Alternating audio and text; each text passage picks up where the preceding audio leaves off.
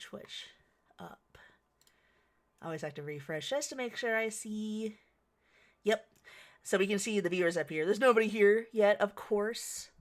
But just in case, like, people watch the VOD, I usually like to, try to have something. So, hello, everybody. If you end up watching this, hi, I'm Anwin.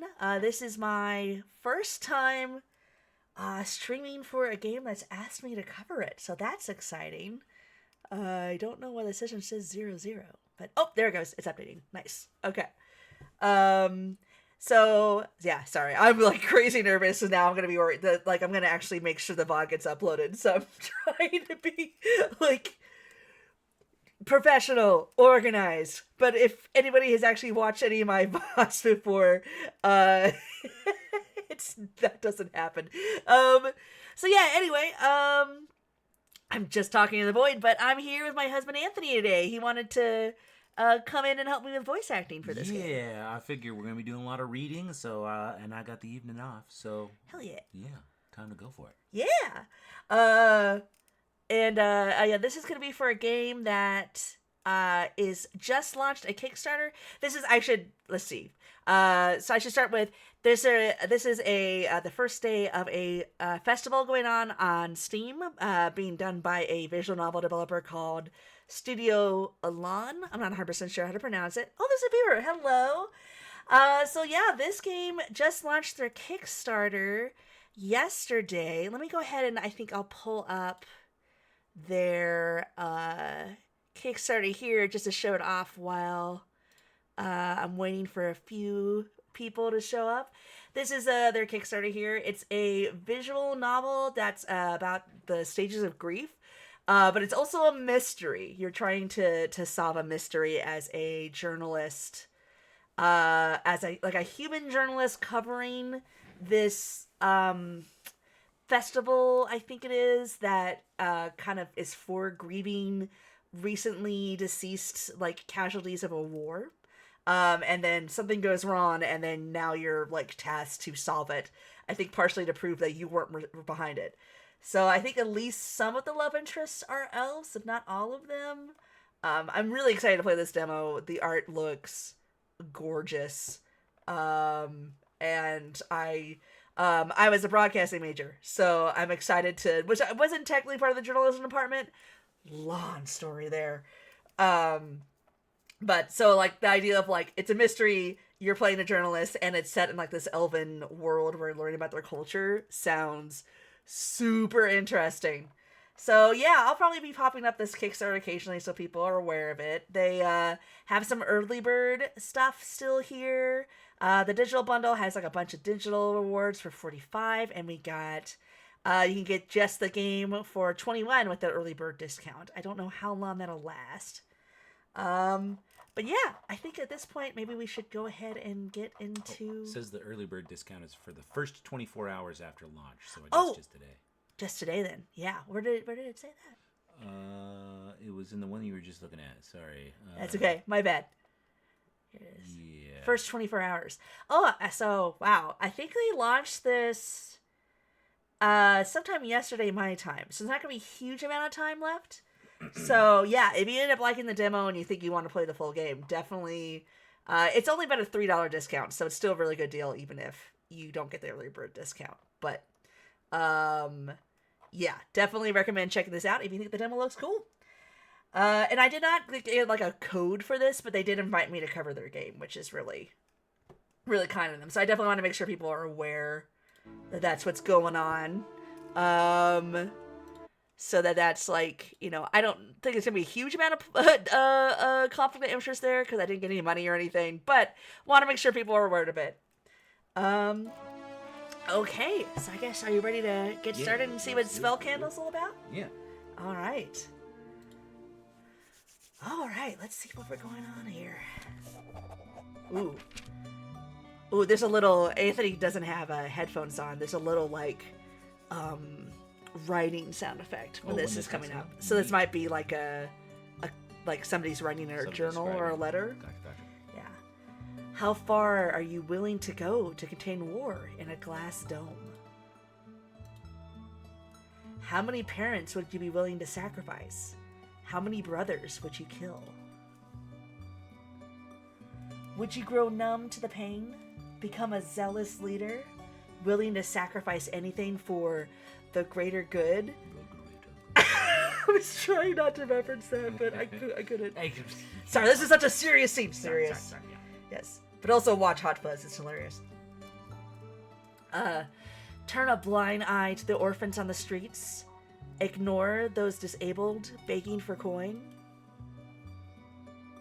Steal, bribe, and extort for a chance at peace. Hold on, I'm gonna turn off our background light so it doesn't glare too much. How many decisions would leave you lying awake at night, counting the souls you sent to the slaughter? Can living in war for millennia truly be considered life? Ooh. Oh, there's like a horse galloping sound effect. A loud whistle breaks the silence, rendering the carriage to a sudden stop. The tip of my quill shatters as it smashes into the paper before I can put down my next thought on the page. Oh, okay, so this is where our character is a journalist. They must have been like writing a draft. That's why there was that kind of sound effect. Okay, I guess I'll do this voice so you don't know who he's going to be. Yeah. Identity control. The shout comes from the outside, and I put my notepad down, scoffing at the ruined nib. This was the third one today, and I'm tempted to throw my hands up in frustration and scream. Mood. Hold on, I'm just trying to make sure I'm not really in the way of anything. I wasn't really sure where to put my little PNG tuber.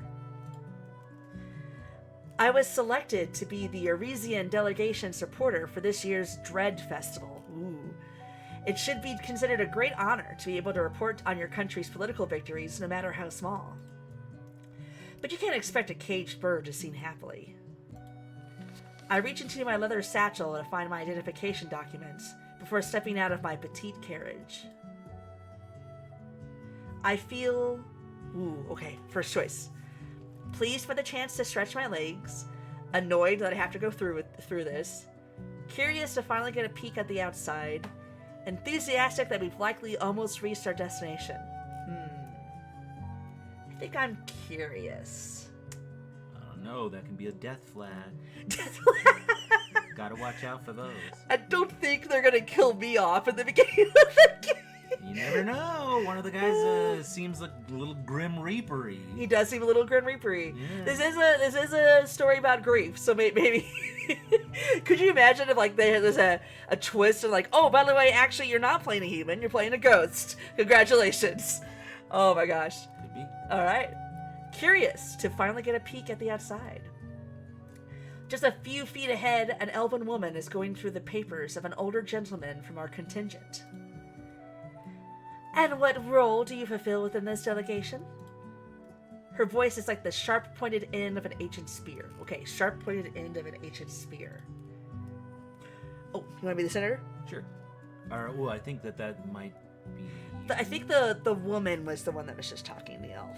So it's like an older guy, I think. Hold on.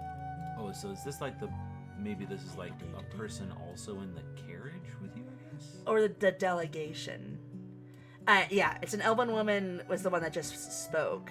Okay, yeah, I can be a senator. Yeah. I'll say. Oh no. Okay. No, you can do Foghorn Leghorn if you want, man. Nah. Okay. I am the senator representing the region of the Beastlands. Ooh, kind of Aslan. The elf sniffs the air around the delegate and frowns. She's beautiful. Glimmering mercury eyes peek... Excuse me. Sorry, we just had dinner. Glimmering mercury eyes peek out from underneath shirt bangs the color of milky quartz. Ooh, that sounds pretty. Her skin, like deep iron ore, glitters gently in the rays of daylight. After a very thorough read of the man's identification documents, she hands them back to him without a word. I find myself nervous as the elf's long, knife-like ears twitch and her attention shifts to me. I'd never seen anything like it. I'm a goblin, so I have. Her cold gaze examines me from head to toe before she reaches a hand out. Identification documents. I hand them over, and she scans through them quickly. Okay. I guess we'll just do on one. Yeah. Boop. She's my pronouns, she, her. And what role do you fulfill within this delegation? Alright. I was selected by the Empire to take an account of the Dread Festival for an article. I'm here to report on the mutually beneficial relationship between our nations. I'll be writing a positive piece about Quil-An Gular's leadership. I plan to record our general's involvement in foreign affairs for our newspapers. Okay. These two seem like... This seems like over-promising. This seems like a great way to not sound very diplomatic. It's like, I'm here to talk about how good we are. I shall make propaganda for my side. Exactly. Propaganda. You gotta keep it on a down low. Yeah. It's a good idea to, like, not just say that. This is, like, the most neutral one for sure. Yeah. I kind of, like, I know what the premise is, because I, like, looked at the Kickstarter, but I don't know, like, if this is really a mutually beneficial relationship. Yeah, I think it's good to go with, like, either the most honest answer at the moment, or the answer that commits the least, since we don't quite know what's going on. Right. And it seemed like, you know, it did say previously, like, yeah, this was something that I was selected to do, and, like, should be an honor, quote unquote, which kind of implies also that, like, maybe we kind of had to do this, whether or not we, like, feel okay with being a propagandist. So, yeah, I think this one's, like, just the most neutral and honest answer, which sounds good. So, I was selected by the Empire to take an account of the Dread Festival for an article. Her eyebrows raised slightly in my response. After a moment, she nods, accepting my explanation. Enter General. Where could I find him? The question perplexes me. Yeah, I don't fucking know where the General... Why would I know? Though the delegation has been traveling for several weeks, I hadn't encountered the infamous Shadow Master once. The Shadow Master? Cool. Okay. That's ominous. Had I? Upon seeing my bewildered expression, the elf offers a small explanation. Okay, music got spooky, and it has, like, little, like, sound effects that sound like either like drops in a cave, water dropping in a cave, or like a kind of, it could be that or a creepy, like, clacking sound. So yeah, definitely like a mystery, spooky sound going on. Nice. He was not in his carriage. Well, that explains the question. Oh, a stranger. Perhaps he got bored of being confined in a turbulent box for days. If this is the main character, are you stuck doing that voice now? I think I can do it. A voice responds before I can open my mouth to formulate an apology. I step back from the carriage and seek out its source. Oh no! It's with a love interest! Alright, well, yes! Here we go. You don't have to stick with it if you decide that it doesn't fit. I just don't know if I can maintain that accent properly, but I guess we'll give it a try. Okay. Upon the wooden roof of my small carriage relaxed one of the most beautiful gentlemen I had ever seen. Oh wait, is this the Shadow Master? I thought it was all elves, so maybe the general is one of our love interests. I know I recognize him from the page. It's like big pompous music now. Gotcha. With his eyes closed, his expression was so serene, I found myself wondering if I misheard him speak. It's like, wow, I didn't expect that accent to come out of that mouth. Shadow Master, may night and day preserve you. The man on the roof of my carriage opened his eyes and leveled the woman with a cold gaze. His eyes were the color of the flags of our empire. Yeah, this is very imperialistic music in the background, so that says a lot about our culture right now. The color of blood and dangerous, forbidden things. Latimore is his name. Cool. Okay. I could hear the elven woman swallow from beside me so vividly that I wondered if the world around us had fallen quiet on purpose. May I please see your documents, General? I'm sorry. Stop just thinking with the voice. I will see. Give it the best shot. A frown crossed his features before he quietly sat up, slid his feet over the edge of the carriage, and jumped down with the grace of a cat. I'm sorry, that's the most ill-fitting voice you could have picked for this guy. This is so funny. He was raised as a street urchin and found his fortune, but I never lost the accent, you know? Yeah. Man, can you imagine that's actually his backstory? Oh, man. I bet it's not, but... No way. Yeah. Sorry. I'm sorry. No, this is great. This is real funny. I gotta remember that if you don't know who he's speaking, you gotta do like the most neutral voice possible that you can transition. He pushed a stack of documents that was so thick into the hands of the elf that it made me gape. It might take you a few days. He smirked, and I wondered where on himself he kept a pocket large enough to hold all that paper. Ooh, I just realized he has like fishnets over his abs here. Is there a way like to remove the text box to like? Sometimes there is. That's a good question. I don't want to hit auto. Menu. All right, let's go ahead and save before I mess with anything too much. Settings. The settings are pretty. This is the demo. The settings are pretty. Gotcha. Pretty simple right now. It'll be in the main game, so you can see all Okay. like all the art.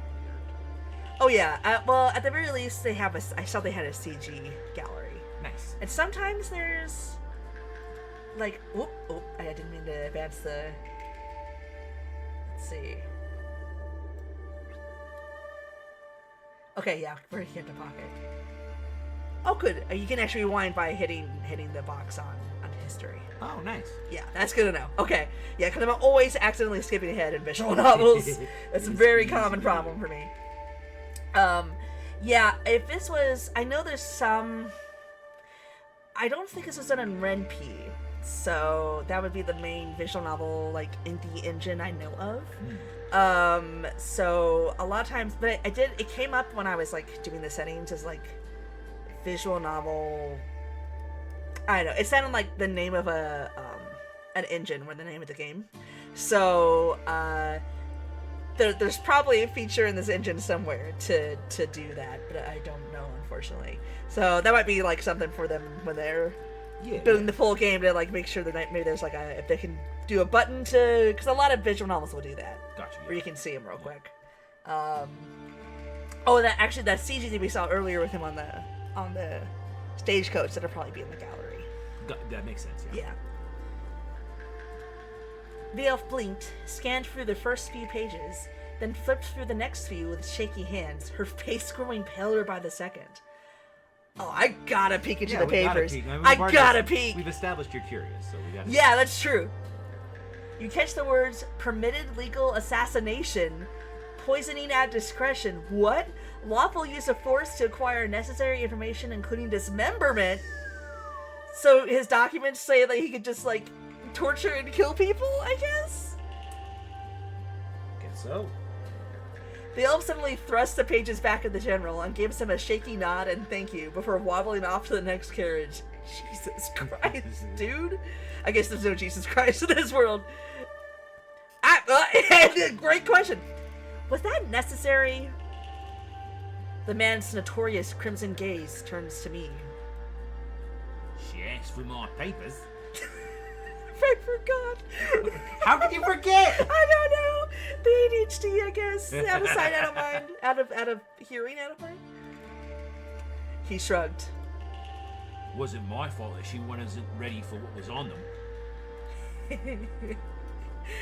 I can tell from looking at his character portrait that probably his voice is going to be more like, it wasn't my fault that she didn't need it. And he's like, oi! Oi! Oi! I can't do accents at all. Bloody hell. Bloody hell, yeah. It's I just thought it was like a random guy. As soon as you said it, I realized, like, wait a minute. This could be somebody important. I bet you anything. That's like such a... You don't play a whole lot of visual novels, right? No. Have I played any? I know I've seen you play some. Yeah. Have you played it? Well, you haven't played Ace Attorney. No. You haven't played Ace Attorney? No. Okay, so new strategy. After this festival is done, we're gonna get this man to play some visual novels, right? He hasn't even played Ace Attorney. Nope. Yeah, because that's like one of the first big visual novels to come to the West. I think that I've either just watched visual novels, because would you consider Danganronpa a visual novel? Yes, absolutely. So I've watched the Game Grumps play that. Yeah. You've only watched Slay the Princess, right? You didn't play Slay the Princess? No, although I need to play Slay the Princess. You definitely need to play I've Slay the only Princess. ever seen like the chapter 1 stuff when it was still like just Okay. so I haven't seen like what happens. You haven't seen the full game? Nope. I haven't seen what happens after the hands. Oh, man. Oh, my God. Okay. All right. So that's the first visual novel we're making. He loves horror stuff. So I actually haven't even seen the new updates they did, like the big special edition they did, since it sold so well. They were able to like make a definitive edition. Yeah. Well, So maybe if I have more time to stream, we'll make you play through the whole thing. Yeah. Oh man, that's great. I'm like right now in my head, I'm like going through like, is there any visual novel I can think of he might have played? We almost played Hatoful Boyfriend together. Wait, I did remember. There is one visual novel you have played. Yeah. You've played the Monster Prom series, the first 2 games anyway. Oh, that is true. Yeah. Yeah. Okay, so you've played Monster Prom and Monster Camp, and that's it. Right. Ooh, man, yeah, no, we need to get you a visual novel book club or something. Yeah. Okay. All right. Wow. I was so distracted I barely remember what we were doing. Oh, that's right. Yeah, he's just like, well, she should have known. Yeah. Okay. Somehow, this behavior does little to surprise me.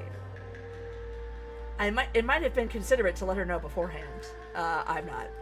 Nah, this doesn't seem like a good guy to, like, push his buttons yet. We're gonna feel him out first, and then we'll start pushing buttons. Fall silent.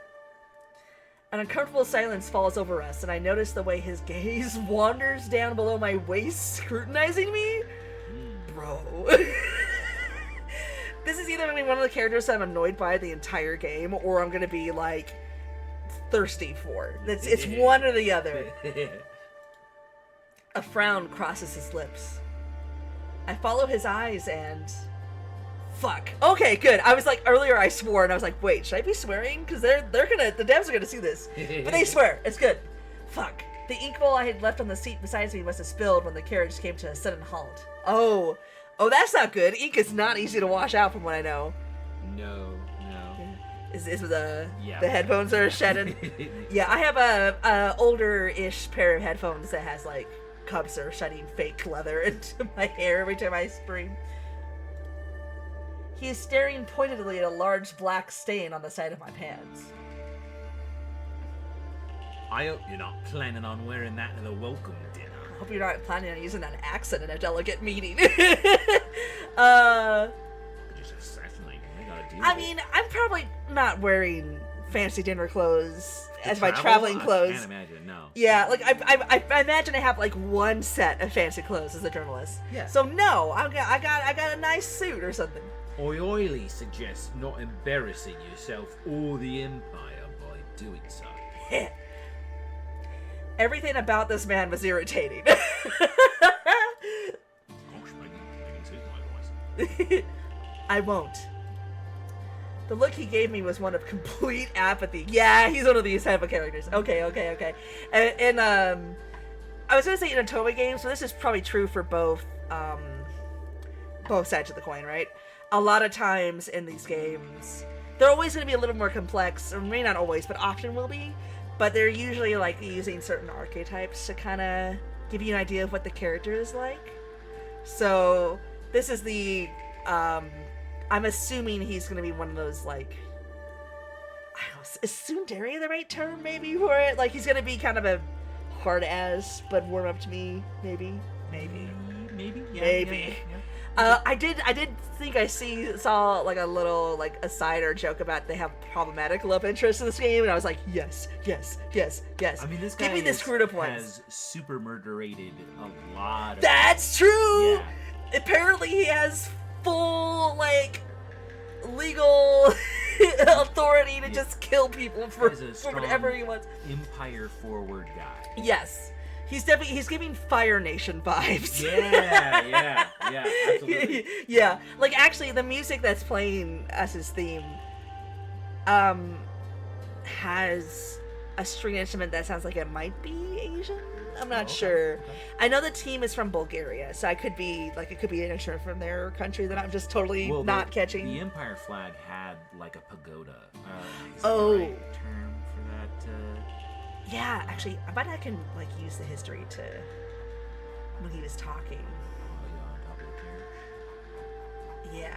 Does it always have that red color when he's talking? Let me see. Oh, there it is. Yeah, this is it.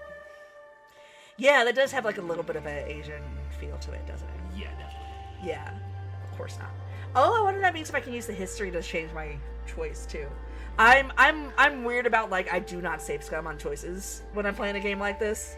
But if you do like to like see like a brief idea of what the different options do, it seems like you can't do that with history, so that's fun. Yeah, a lot of power there. See, complete apathy. I grit my teeth. A loud, high-pitched whistle traveled from the gates ahead of us. Someone is giving us the all clear. The clinking of metallic hinges echo in the air, and I take it as my sign to return to the peace of my small carriage. Get the fuck out of here, man. I hope you have a good day, General. There wasn't a single sincere word of that sentence. Oh man, I like our protagonists here. They're sassy. He raised a set of eyebrows as I stepped into my carriage. The music suddenly stopped, like Brenda said it wasn't sincere too. That was pretty funny. Alright.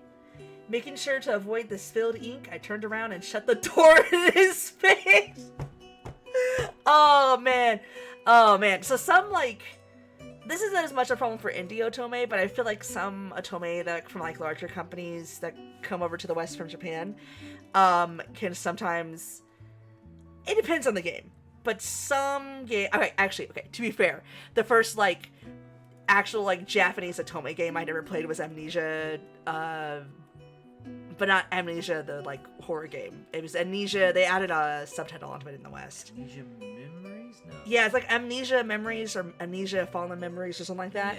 Yeah. And the main character in that game is like a total doormat. It's just a total doormat. So I'm always like surprised and delighted when I'm playing an otome game and the main character. I guess this isn't necessarily a otome because you can have you can play like any gender, but I'm always pleased when like the main character has some sass to them and isn't like gonna just let somebody push them around. It's fun. A childish reaction, but his expression was well worth it. Okay, I'm ready for a little slap kiss here. Let's do it. With blood pounding in my ears, I found a clean place to sit before the carriage resumed its movement shortly after, entering Omnis, the city of candle wax. I don't know if this is the right pronunciation. I should have thought to ask for a pronunciation guide. Yeah, oh well. The capital city of the elves. That looks cool. I find myself eagerly peeking out through the window, making a conscientious? Continuous. Thank you. It's good to have him around to avoid me being embarrassed. Making a continuous effort to forget the fact that I may have just angered one of the most dangerous men on the eastern continent. I was thinking, we were kind of pushing it. He can assassinate me legally. We know that. My eyes wander between the many tall buildings made of marble, adorned with golden embellishment, before lingering on the rectangular houses with roofs assembled from slabs of multicolored quartz. They're illuminated by the withdrawing river of light, the path of the goddess of day. All structures bask in the warm rays, coloring in various shades of brilliant oranges and golds. It is a breathtaking view. We pass under a long archway of stone upon which I can hear the bubbling of running water. Dozens of half-burnt candles of sundry colors and sizes sit atop each visible surface. I find myself itching to see what these streets look like at night. This is really good writing, actually. The imagery is really good. My thoughts quickly bring me back to the journal in my lap. Quickly, I fetch a new coil from my bag and note down my initial impressions. After several days of travel, our delegation has finally arrived in Omnis, the legendary elven capital. The gates were guarded strictly, and our official documents and identities were checked for validity. This year, the great empire's leading envoys for the peace celebrations is the Shadow Master. I'm not, no. Journalistic integrity, we are not playing the headliners. I'm not saying this. He sports a unique brand of charm, is about the nicest way I can put this. He sports a unique brand of charm that inspires the awe of everyone around him. There we go. That seems fair. Like a hurricane or some other horrible natural disaster. Strike through, strike through, strike through. He has a way with words. I am blessed to be able to experience the elves' exaltation when around him. Interesting. So this is kind of implying that, like, I do have to do propaganda here. Even if I don't necessarily like this dude, I have to pretend like he's some great general. Because he has legal permission to assassinate me. Yeah. At least I'm not the only one terrified of this monster. Okay, well. We meander through the roads for another 20 minutes before the carriage comes to a final stop in front of the only building that looks terribly out of place. Yeah. Oh, okay, so the elven... No, I think this is like the embassy. Oh, this is the embassy. Oh, yeah, no, that's... Yeah. The Ares Empire's embassy in Omnis. Yep, you're right. The tall rectangle pagoda that serves as the Ares Empire's embassy in Omnis. Man, you call it pagoda, too. As I disembark, I spot the general already disappearing past the red curtains. He doesn't spare me a glance. I mean, yeah, I'm just a journalist. Like, that makes sense. Oppressive prick. Something tells me... That's a defect. Yeah, I was going to say something tells me the Empire is not the greatest place to live. What is this place called? Ares Empire? Ares Empire, yeah. Yeah, doesn't sound like Ares Empire. It's a real utopia of a place. I'm given a small but pleasantly furnished room in the embassy and quickly ditch my pack in there before heading out into the city. But we're not gonna change? I mean, I guess might as well not before the fancy dinner. Yeah. Don't want to spill something else on it. I need to find a tailor somehow. Wait, I didn't play. Oh! I mean, like I said, I'm a journalist. Like, how fancy of clothes did I have? Yeah. Let's see. I ask around. I follow a trail of the most expensive-looking buildings. I tack after the most lavishly dressed elves on the main street. I take a map of the city from the embassy to help orient me. Oh man. Tough one. Asking around could be either the best idea or the worst idea, depending on like what this culture thinks of humans and outsiders. You're probably taking a good chance of like getting mugged. Yeah. Well, yeah, nothing screams, I have no idea what I'm doing, like asking people, where can I find something, just random strangers. Yeah. Most expensive looking buildings could be a tailor, but could also be like just fancy houses or something. Lavishly dressed elves feels like a pretty decent bet. But they might not necessarily be going to the tailor, but at least it tells me probably like where the trendy people go, the rich people. There you go. And a map of the city from the embassy. I mean, that one's gonna be made for people who aren't from here, so that might be the best idea. But also, like, do I trust the embassy to tell me? It is gonna be a map filled with propaganda for sure. Yeah. But if there's one thing conquerors love to do, it's to delineate borders and like set spaces. So it's probably pretty accurate. Probably. We're making a lot of assumptions about this place, like this empire, but also like it definitely seems to be the tone. Is that like this place is a little? Well, yeah. Only one way to find out if our assumptions are correct. Yeah, that's true. Okay, let's do the map. That seems like the most reliable way. Like if I was in a new city and at an embassy in my country, I would probably grab a map to figure out where I am. So yeah.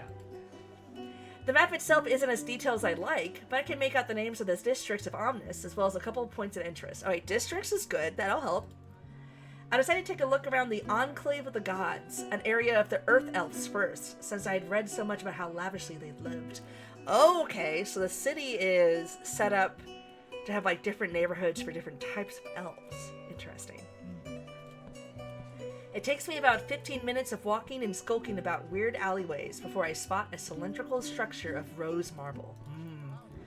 2 golden curtains embroidered with large designs of a spool with pink string, hung from around its wide open double doors. Dark letters spell out the words, "The Hour of the Golden Ones," right above the entrance of the building. Okay, this looks fancy. There's a mirror. That's promising. The gentle strum of a mandolin came from inside. Heart-wrenching, intense, soulful, and that somehow welcoming. Are we saying what a love interest is a musician? Because, hi, hello, how you doing? I also like the arts. Do you want to listen to the music, actually? Yeah, I'll listen. Yeah, we're going to trade headphones for a sec. I step inside, yet find myself incapable of spotting a single worker. At least not until 3 shadows of varying sizes shift from behind a paravan of curtains. Paravan? That's a word I haven't encountered, so okay. We'll go with it. We'll go with it.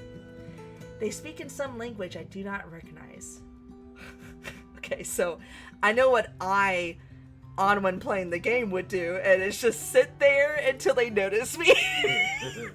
But maybe I should be a little bolder. Maybe I should be... I didn't even speak my language, though, actually. You essentially just confronted, like, War Crimes McGee. War Crimes McGee! The character you're playing right now is not gonna, like... I'm a journalist. I should be comfortable with, like, talking to people, right? Yeah. So let's... Yeah. Excuse me, I'm looking to buy. As I hoped, that made the moving shadows pause behind the paravan. The smallest silhouette, short and stubby, moved to face my direction, its voice high-pitched and snippy. Now is not a good time! Another goblin? I frowned, but I wasn't about to give up that easily. I need an outfit for a party tonight at the Arisian Embassy, please. I kept my tone polite, but I knew an undertone of desperation had slipped in. Like, help me now! I just ruined my only nice pair of pants. I just realized we said we're looking for a tailor. Tailors don't... I mean, I guess in Fantasyland, like, they might have, like, some clothes that they can quickly, like, alter for me, but... Yeah. Or, you know, Magic clothes sort of showing. There you go. Yeah. We'll see. I didn't want to see the general's smug expression directed at me tonight. Or maybe I do.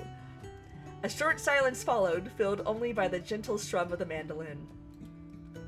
We are very busy, and... A predatory growl interrupted from behind the paravan. That sound effect also... oh, it did? Here, I'll go back to it. It's not continuing to play, but... But yeah, I wonder if I can make it play again if I go back in history. Let's see. Good question. Oh, yep. Oh, sure did. Okay. That's neat. Yeah. Okay. I'm assuming this is one of the other guys. So... you want me to do this voice as well then? Yeah. Oh, you want me to do the voice of all the guys? Oh, I can do the voice of some of the guys if you want. Yeah. So the question is, like, we're about to encounter, like, an animal tamer guy. Do you want me to be an animal tamer guy, or do you want to be the animal tamer guy? I mean, I'm immediately thinking of a voice in my head, but I don't know if I can do the voice. Go for it. All right. Yeah. Beauty and the Beast, go! Hey, there we go. All right. Help her. Nope, that's bad. It just needs practice. I don't know, man. You've heard my normal voice. I don't think... Where's the pirate accent coming in from? What the hell? Okay. The command rolled through the chamber with a low rumble. I felt myself tense as the tallest figure turned to face me from behind the curtain. But Natra... The growl grew louder. As you wish, Natura. The tone was reverent. Okay, I made it kind of sassy. Obedient. Language now fully switched to common. The paravan of curtains rustled as a short elf that looked to be within The late years of his lifespan stepped out to help me. Right this way. There might have been the shrill voice, I don't know. I was quickly led behind another small caravan. Okay, okay, I'm gonna assume this is a shrill voice person, so. I am Cupio, one of the designers of the Hour of the Golden Ones, and your extra hand to look your best today. Will you be needing help undressing? The question caught me off guard. I refused, scandalized for proposal. No. We are the stranger in this culture. We are going to be polite always. Polite always. Until given reason to be otherwise, I suppose. Nice. I refused politely. Thank you for the offer, but I am accustomed to dressing myself. Cupio nods, surprisingly accepting of my choice. Okay, good. Very well then. I will see that what we have that will fit your body while you disrobe. Drape yourself in the plush blanket on the Davenport if you're feeling bare. Cool. Nice. Do not be concerned. We change them after each client that refuses to take it home with them. What? I want to get a free blanket every time I go out clothes shopping. What the heck? What?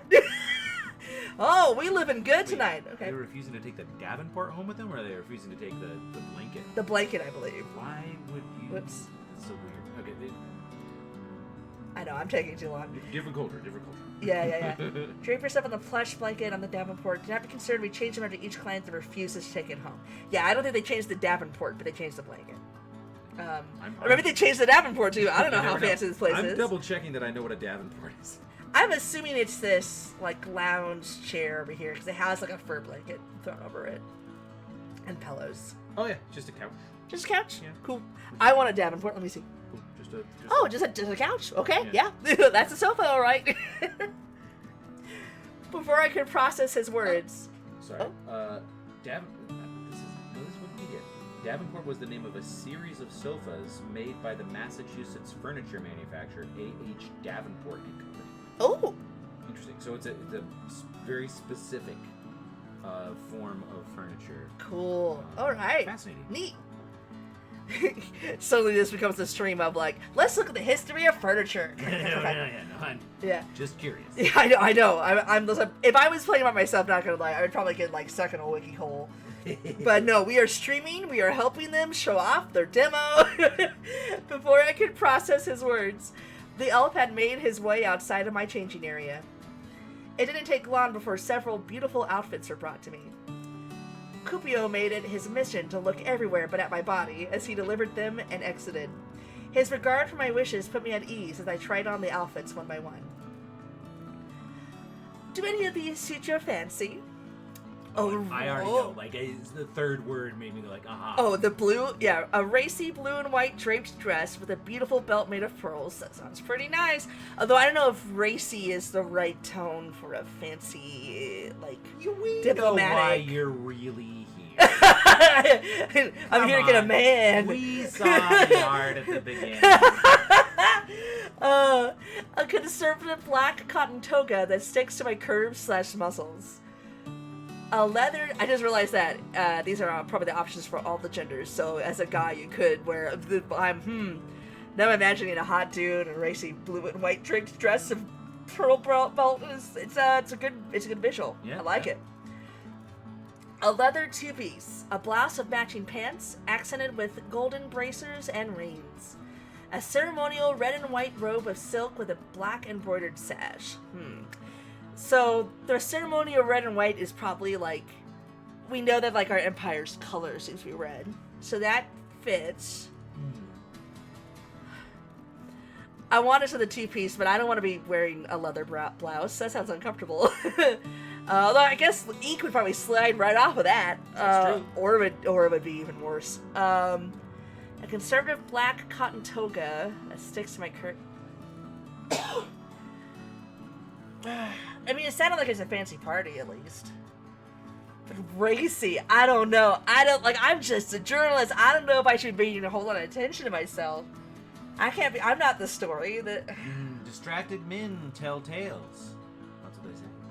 Oh, am I a bit of a femme fatale journalist? That's what you are. Okay, maybe. Okay, screw it. It's blue. We're doing it. Racy blue and white draped dress. The soft material is sheerer than I expected. Oh my god. But it flows around my body in a way that makes me part my lips in surprise. It is as if it was made for me. The pearl. Sounds so nice. The pearl belt cinches the waist in a way that brings attention to all of my best features. Oh, we are getting a man tonight, ladies. Okay. A great choice. The tailor appraises the way the item of clothing sits upon my frame. Is this the outfit to your liking? Oh, I can choose different ones? Yeah, you can. I guess you can do the whole try on. I'll try it on. Let's look back at the rest. Okay, so I still do have that choice. Okay, good. I was like, at least I know history will let me go back. Let's see what the ceremony red and white sounds. I don't want to be really imperialistic. This looks like something one of the generals would wear back home when they held their conclaves. Had a feeling, fancy, formal, yet not overly conspicuous. The pretty embroidery of the dark sash seems to tell the myth of the sun mice, an ancient story of how the little man outsmarted the god of shadows. Ooh. This outfit felt comforting and brought a smile to my lips. A great choice. Da-da-da-da-da. Is this the outfit? No. I guess we could try them on. Here are the descriptions of all of them. The conservative black cotton toga. The breathable cotton covers my body and accentuates the curves that matter. The dark material brings attention to my eyes, making them pop. It is a comfortable yet eye-catching outfit that makes the wearer stand out with this well-crafted simplicity.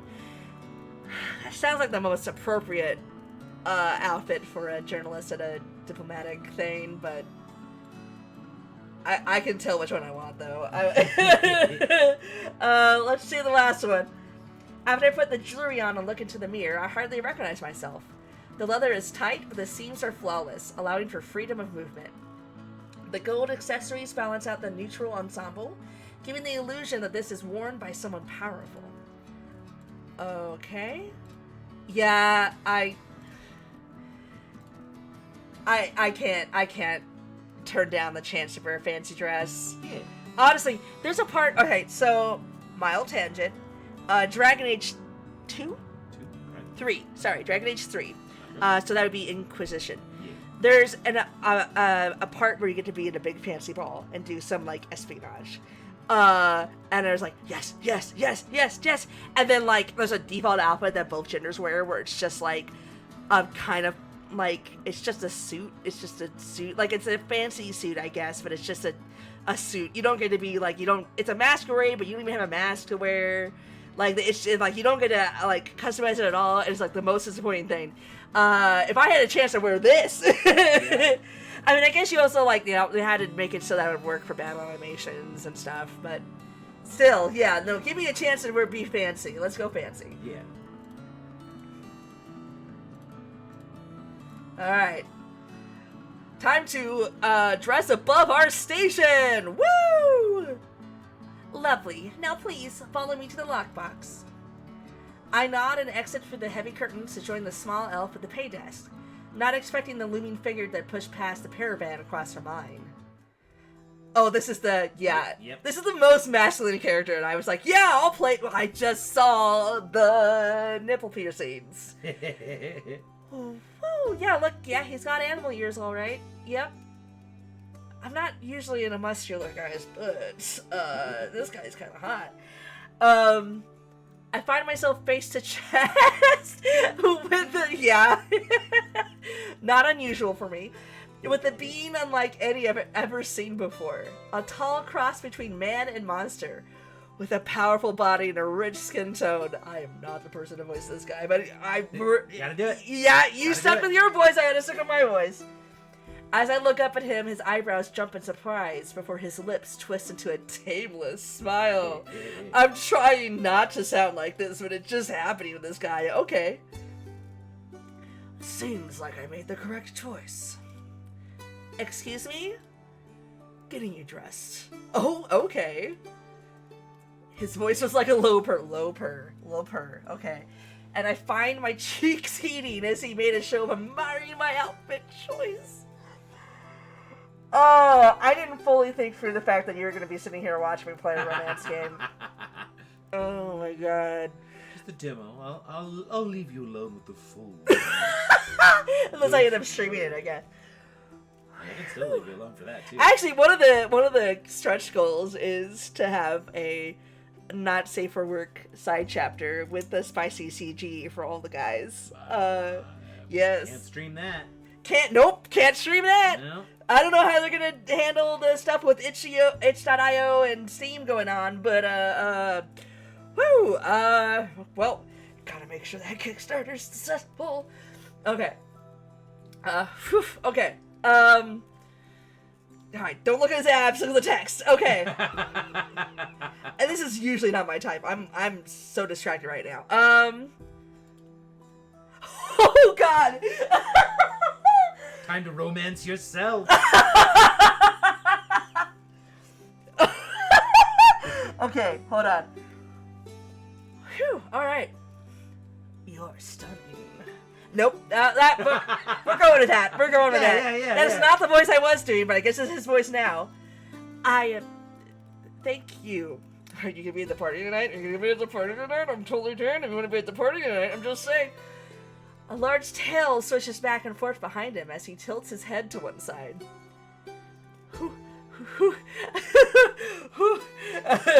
I feel like this could be taken the wrong way, that did you manage to find suitable clothing? So, do you make a habit of helping others out, or is it just me? Now he's got nice hair.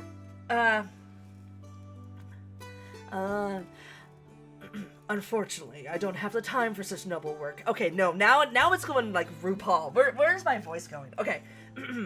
Beast.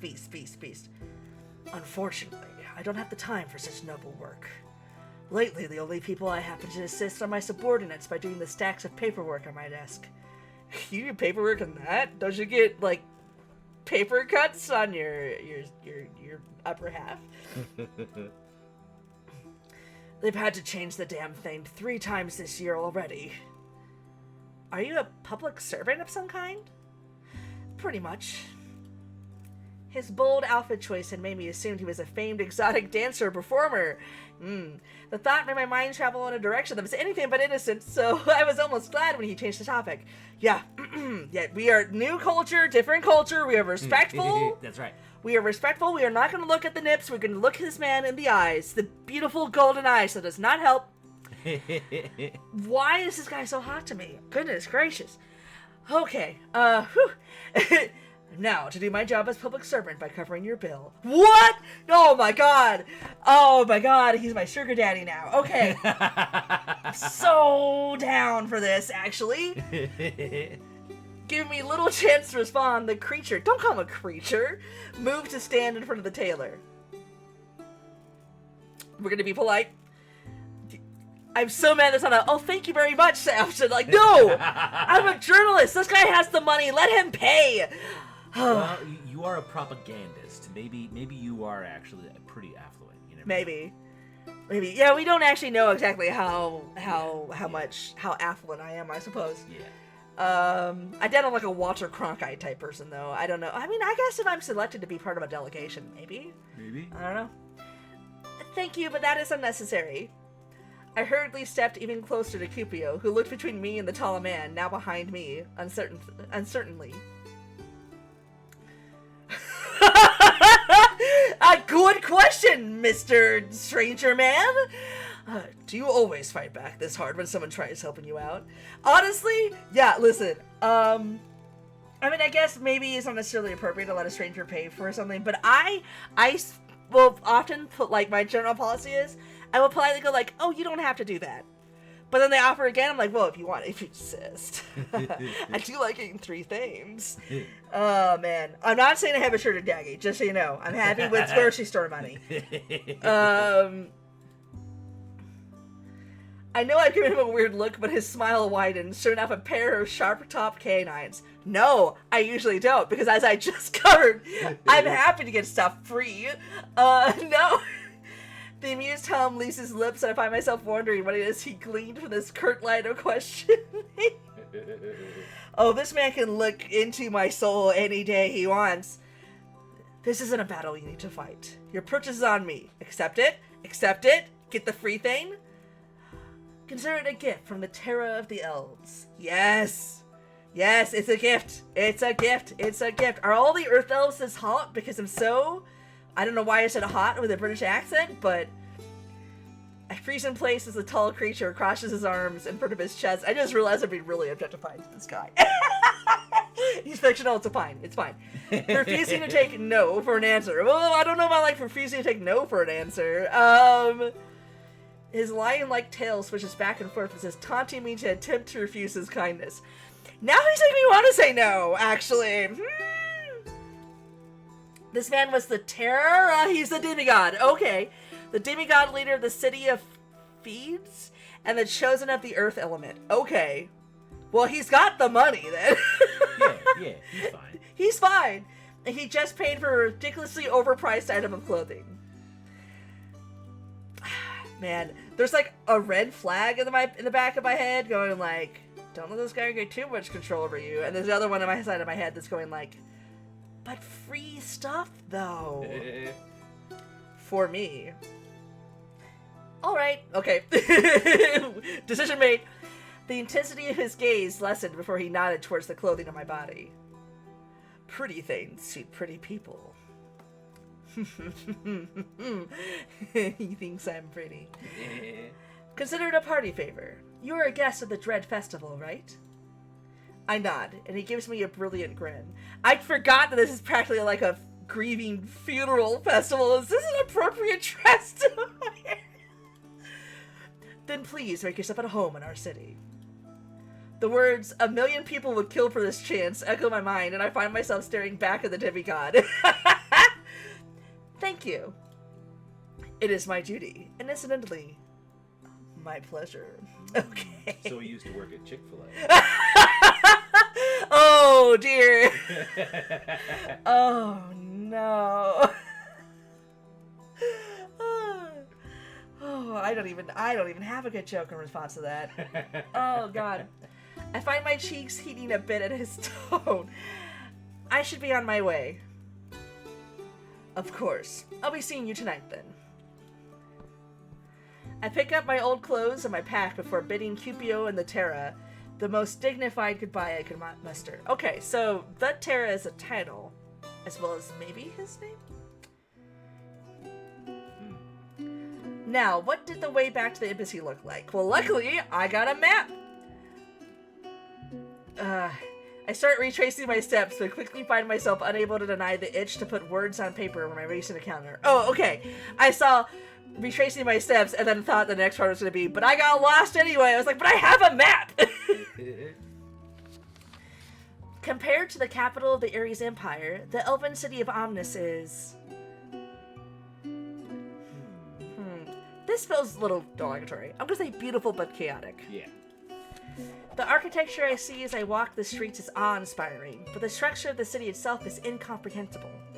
I wonder what the spatial architects were thinking when they planned this place. They probably didn't. So, I had a chance to go to India once. And one of the cities I went to was Jodhpur in Rajasthan, so like northwest India, kind of in the Thar Desert area. And Jodhpur is structured around, there's the old city where a wall is, but then the city grew out past the old city walls. So it's like, and of course the old city is like, it's older than the United States of America. I think it's like, it was maybe founded in like the 1200s, the 1400s, something like that. I don't remember when, but it's been around for a while. Yeah. So it is kind of chaotic over there because it's basically like surrounding this one clock tower that was built during British occupation, I think. And it's like, yeah, it's a bunch of like old stone streets and like brick streets and all this other sort of stuff. So yeah, an old place is the capital of the elves. They didn't plan for it to look like this. It grew out like this, I would imagine. Or on top of whatever it used to be. True, I forgot that older places. We could learn some history that like, the architecture is like totally shaped like the elf lotus. Yeah. We just don't know. But could be some sort of, like, since they mentioned like that's the district for the earth elves or something like that, it could be each of these figures here are like representatives of each clan, I guess, of elves. Yeah. So maybe they're all facing like the different districts or something. Huh, now I'm curious if that's true. The urban design is amateurish. Damn! Okay, I am a propagandist. When compared to the organized construction of our capital city. Wow, I'm a snob! Okay. My thoughts then wander to the terror of the elves, to his warm smiles and his overtly accommodating sentiments. Just not overtly. Overly. Just to be... Thank you. Sorry. No worries. Yep, you're right. It's overly. Oh, well. Nobody had ever covered a bill for me before, purely out of kindness. I'm not surprised with what I know about the Empire that that's true. Yeah. I can't help but wonder what the price I'd have to pay for it in return would be. Oh, I didn't think of that. I didn't. Man, I would be a mark, wouldn't I? I'm like, free stuff? Oh, hell yeah. I'll do whatever I'll say whatever you want me to say. A side of abs? Yeah. Yeah. This is how I got this job in the first place. They were like, we'll give you a free room and you can go to a fancy party. I was like, done. Yeah. I frowned and structured my thoughts on the demigod of Earth. My first impression of the terror of the elves is that... there's no button for hot. He seems to live in his own world. He has a terrible saber complex. He didn't give me saber complex vibes. He gave me rich guy that sees pretty lady and wants to hit on her vibes. Well, so he did mention, I think, 4 times that, like, he's a servant to the people. He's all about serving. Yeah. I mean, I gave him the servant of the people label, like public servant label. Oh, but didn't he acknowledge that? Or, he did. He's like, yeah, that's close enough, kind of thing. And then he revealed later that he's a demigod. So he's like, yeah, you can call me that. I mean, but he did say he does a lot of paperwork for his employees. I would say, like, obviously, it's too soon to say that he has a savior complex. Yeah. But you are... Both of these seem like way too quick to jump to judgment. Yeah. You are really... The whole thing is jumping to a conclusion. Yeah. Now, which conclusion do you want? This seems a little nicer, I guess, than this one. This feels... I guess... Again, it's the free stuff, right? Like, this feels almost like I'm mad that he gave me the free clothes, which the only reason why I was mad, like, at all was that the fact that he was just like, you can't say no. And I'm like, well, that's a little weird for a dude to say. But, I didn't get either of these impressions, but this one, I guess. Yeah. I've never once spotted any of our 9 generals out shopping for clothes mere hours before an event as important as the Dread Festival. Was he shopping for clothes? He said he doesn't have time. Possibly in the other dialogue where we would have checked if he was also getting clothes. It might have could be. You're right. Yeah, revealed that he was there, or we're just operating under that assumption because we didn't take right. I gotta admit, until he said something about being a demigod, like, even when he was saying, like, oh, I gotta do paperwork, I thought he was the owner of the store. I just assumed. Oh, wait. Okay, I get it now. Yeah. The guy was saying, I can't help you right now. I'm helping the demigod. The literal king. Yeah, and then demigod was like, go help her. So, I totally thought that they were doing some business meeting or something. And he was like, go help the paying customer. Yeah. We need the money. Yeah. And then immediately pays for the paying customer. Yeah. Actually, yeah, I was thinking, like, why does he have to pay if he owns the store? I leapt to the assumptions, perhaps. Okay. Then again, if the Terra is as rich as the legends say he is, I shouldn't be surprised that he throws money around at pompous stores with ridiculously inflated price tags. Listen, respect your fellow craftsmen, okay? Like, sometimes I might be kind of inflated, but this is a tailor shop. They made those clothes. Like, they deserve a living wage, damn it. Yeah. That was artistry. They spent hours on that. And it'd say, I look amazing in it. I feel my chest grow heavy with guilt over the words I put down. Yeah! Rights for the workers! I've been taught to always show the strengths of our empire. Throwing mud at the reputations of others in order to do so, however, has never been my favorite thing to do. Okay, so straight up, yes. My job is to be a propagandist. Got it. Absolutely, yeah. Whew, okay. This is an interesting little dilemma. I exhale and look up from my page and quill, needing a distraction from my treacherous thoughts. Oh, damn, we are in it. Oh, we are in an authoritative government. Got it. Like, it's, that is, yeah, like, I gotta have pure thought going on. Don't want to get caught by the thought crimes police. Oh, man. This is kind of a magical world, so there might actually be... Oh my god, you're right! We'll see. There might be thought crimes.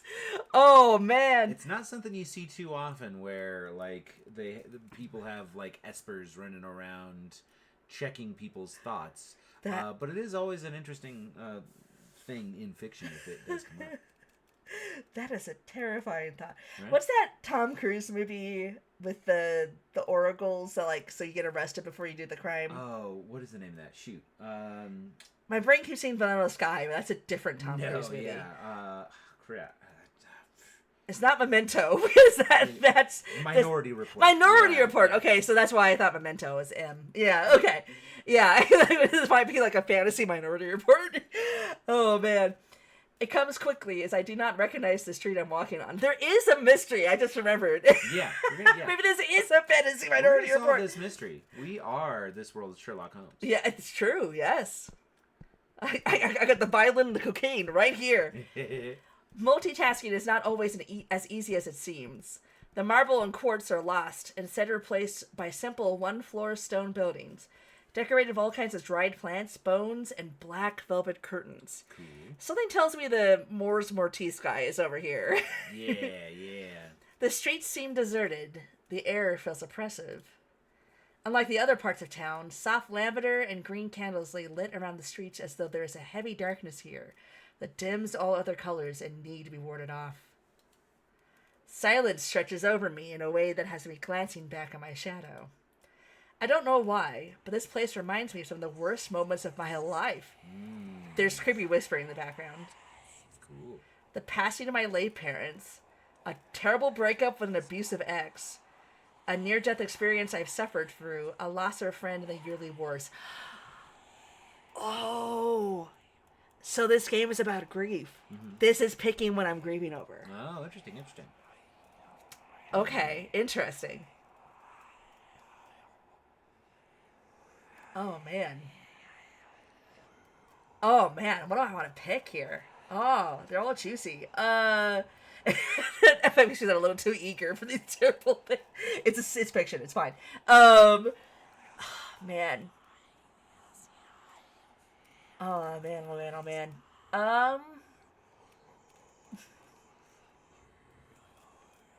Well, considering that the whole grieving ritual they're doing is about the yearly wars, I think this is kind of an interesting wrinkle. For sure.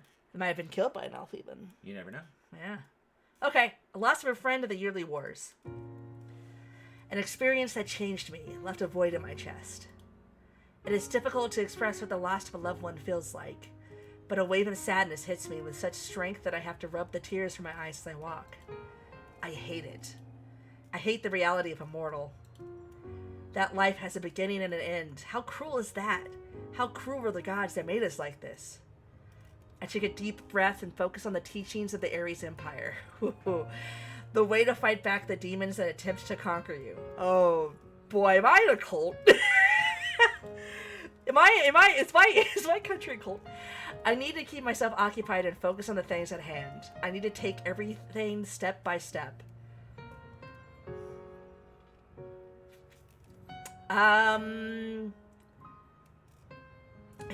Starting to get the impression that this person wouldn't necessarily want to rely on other people here because of the underlying prejudices I'm getting from the Empire stuff. But then again, they are in active thought rebellion, so maybe this is their opening. Maybe they're like they've been wanting to reach out all this time, and now it's time.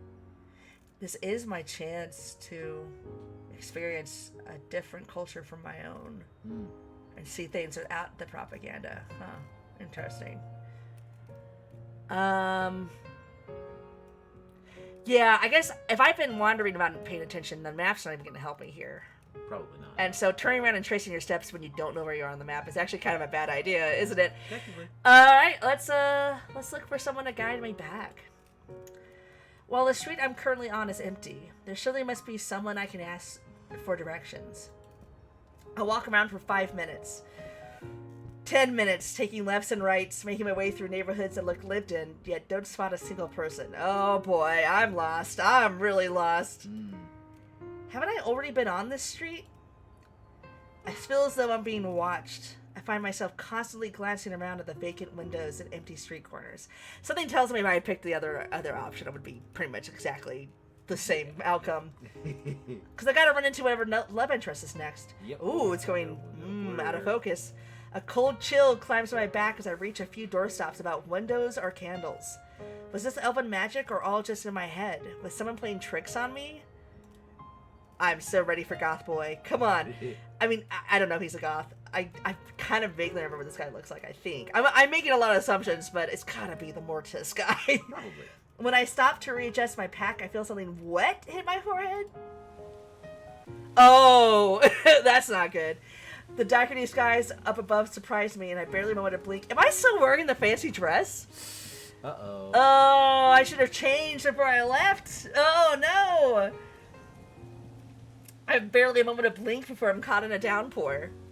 The rain is so heavy and cold that if I don't hide somewhere quick, I'm sure I'll be sick during tonight's banquet. Yeah, please tell me. Shit, yeah, please tell me I'm not wearing the fancy translucent dress in a rainstorm.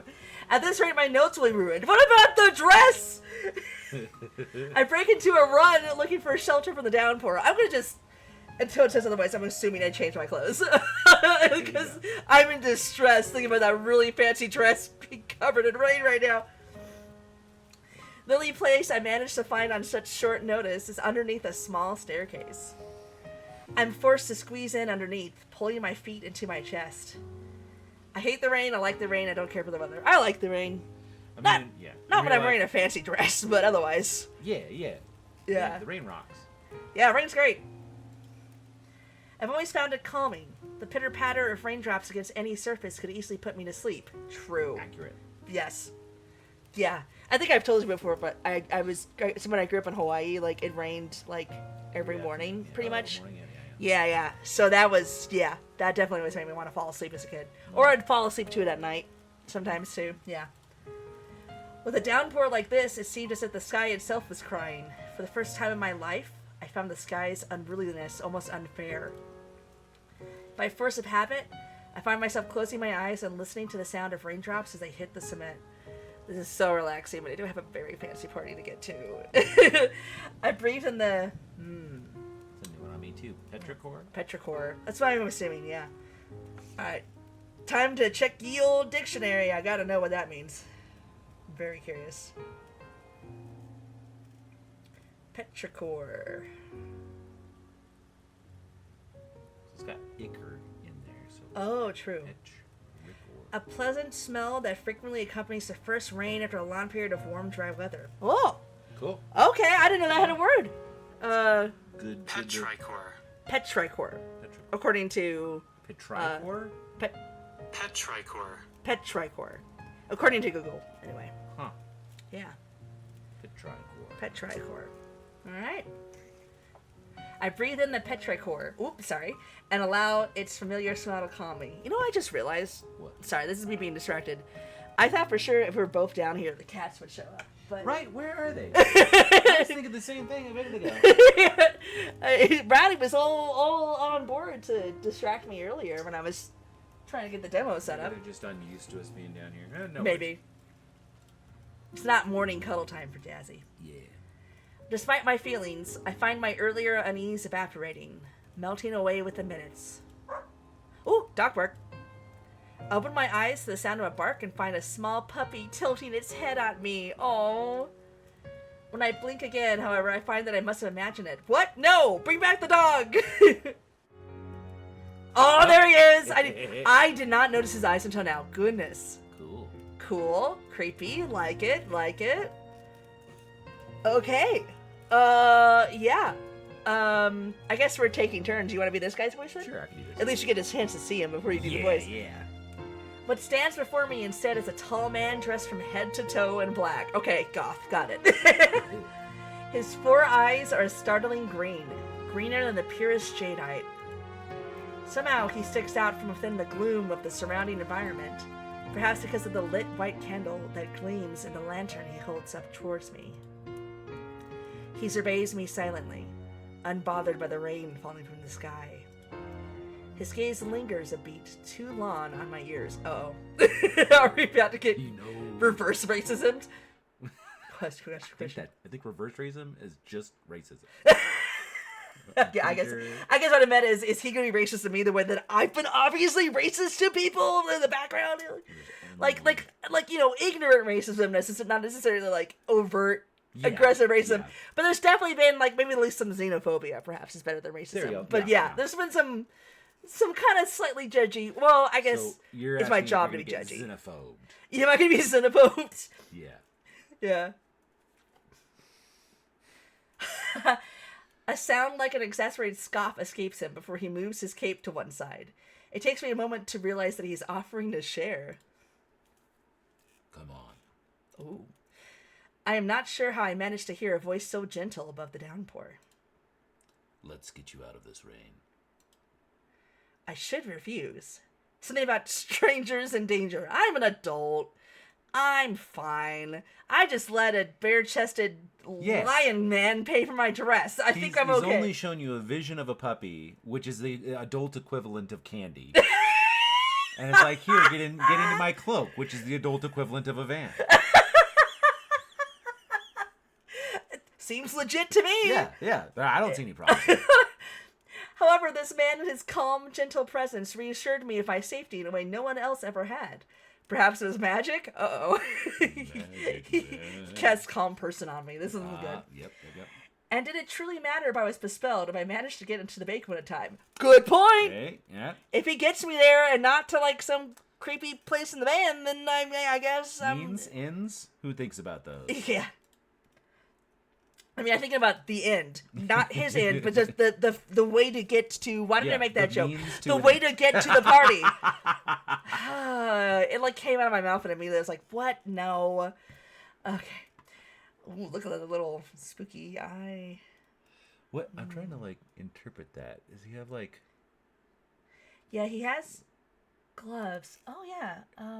Oh, I see. The middle finger on each glove has, like, a vine stitched on it. Okay, I see it now. Yeah, and he has his hands together, so it looks kind of like they're connected. But I think it's just embroidery. Yeah.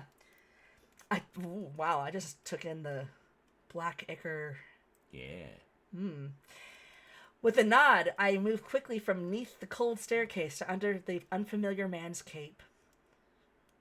I am pleased to find that it is much warmer and larger than it looks. Slightly suspicious. It's larger on the inside. I assume you are an ambassador of the Ares Empire. Close. Once again, I am surprised I can hear him. Something of the sort. His gaze lingers on me for a moment too long. Though he says nothing, he reaches his lantern forward, and I gather that we should move. The streets are accumulating water at such a pace the sewage system does not seem capable of handling it. At first I do my best to avoid the gathering puddles and streams of water carrying away dust and grime. I really hope I changed my clothes! Oh my god. Though the task is difficult and my feet should be soaked through the shoes and socks, I'm surprised to find that I don't walk into the puddles. I walk over them. Magic. Oh, hello. Okay, that's a handy little trick. As though an invisible barrier had been created between myself and the cold water accumulating on the streets. When I glance back at the man leading me, I notice the way the rain bounces away from him. I gotta know. Yeah. I gotta know. You're a journalist. Pursue every... That's true. That's true. Yeah. Give me stuff for the page. All right. The cloak's enchanted. I should have just assumed, honestly. Yeah. Oh. Like, duh. Of course. Cloak's enchanted. Got it. I'd never experienced the effect of a magic item before. Really? I guess elves have magic, but humans don't, or at least not the Ares Empire? Or maybe it's too expensive. Yeah, or you know, you're not the front lines. Maybe magic is. Who knows? We'll find out. I mean, I can't make that much money. And I can't help but be a little awestruck at the revelation that I was almost wearing one. They're pretty rare back in the Ares Empire. Oh, well, there you go. I should have just read the rest of the... They're rare. Got it. So, yeah, I just don't have enough money and like, social cachet, I guess. He tilts his head towards the sky as if attempting to gauge if it will cease raining soon. Then sighs. I apologize. Once again, it takes me a moment to catch his voice. I wonder how easy it is to miss alarming. I find how easy it is to miss alarming. I don't even know how I read I wonder into that. Are you apologizing for the rain? Do you usually apologize to all victims you save from a downpour? Second one. Yep. He raises an eyebrow at my pathetic attempt at a joke. Listen, don't call out my lame sense of humor, man. I'm sensitive. Only when they're unnatural, caused by the emotional experience of one of ours. One of our what? The rain droplets, I assume. The rain.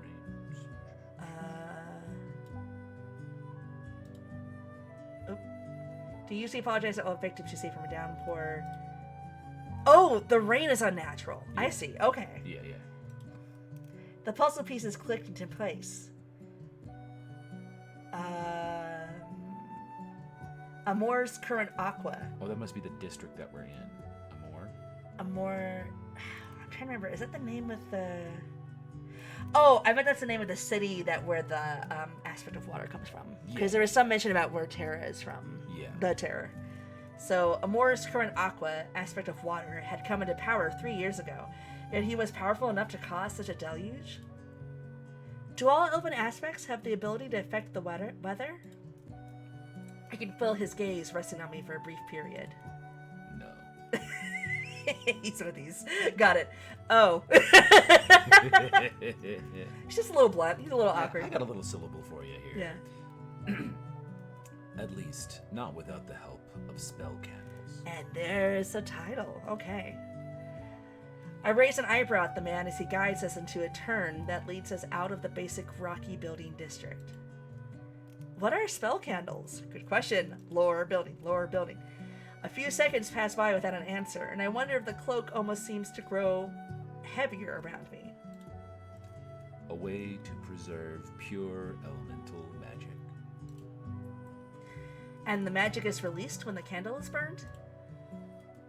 Correct. I'm gonna assume no. Like, there's a lot of candles around, but they can't all be elemental candles. Who knows? I mean, I'm making an assumption, but that seems to be what I do. That's what I'm here for. Yeah, I'm here to propagandize. Make assumptions, make mistakes, get corrected, and here we go. Yeah, what I'm saying is, I think sounds simple enough. Like, yeah, okay. Yeah, you've mastered their magic right now. Yeah, you can't see it, but I'm making a face. Okay, you know what? I am a journalist. Let's learn. Is that why the candles are strewn about this entire city? Oh. No, he's making fun of me now. Oh well, right. At least we got him to smile, but right? You were wrong. I spot the smile as it twitches at the corner of his mouth. Okay, he likes dumb. Got it. That's good to know. Aren't you quite the astute student? He likes smart, and I was smart. My husband bullied me into picking the smart answer. There we go. Okay. You're welcome. Thank you. Yes. Oh, I just realized this entire time this mic is set up to point at me and not at you. Okay. No, I can switch it. I can switch the mode. Oh, and to okay. Yeah, the Yeti has like different modes. Can you hear me in the headphones when I talk? Try saying something again. Hello. A little bit? I wonder if this mode would be better. This is like all around it. Try. Yeah. Maybe that's more the mic style that we want. Maybe. Let's try it at least. That probably is going to be the best one. Okay, yeah. Because, like, it's not great to have it on that way all the time, because that way it'll pick up everything. Gotcha. But there's no cats, so it's fine. I'll try and remind you to switch it back. Yeah. I don't even know if I have it on the right setting, honestly. So, all about forget. Just like in the game. We're learning all sorts of stuff. We're learning all sorts of stuff. All right. I find myself smiling back at him. Our kind like them whenever they require magic they do not naturally possess. Oh, nice. Handy. The red candles to light the fires at home and warm a room. The blue candles to summon and control water. When you're making spaghetti, you want to have water in the pot. Very important, yeah. Oh. Red and- Oh. I don't know what that was. I guess we'll just keep going. The blue candle. Oh, did I just read that one? The blue candles to summon and control water? Yeah. Oh, yes. Okay. Oh! Oh, did you hit I the bumped mouse my wheel. I wonder... Oh,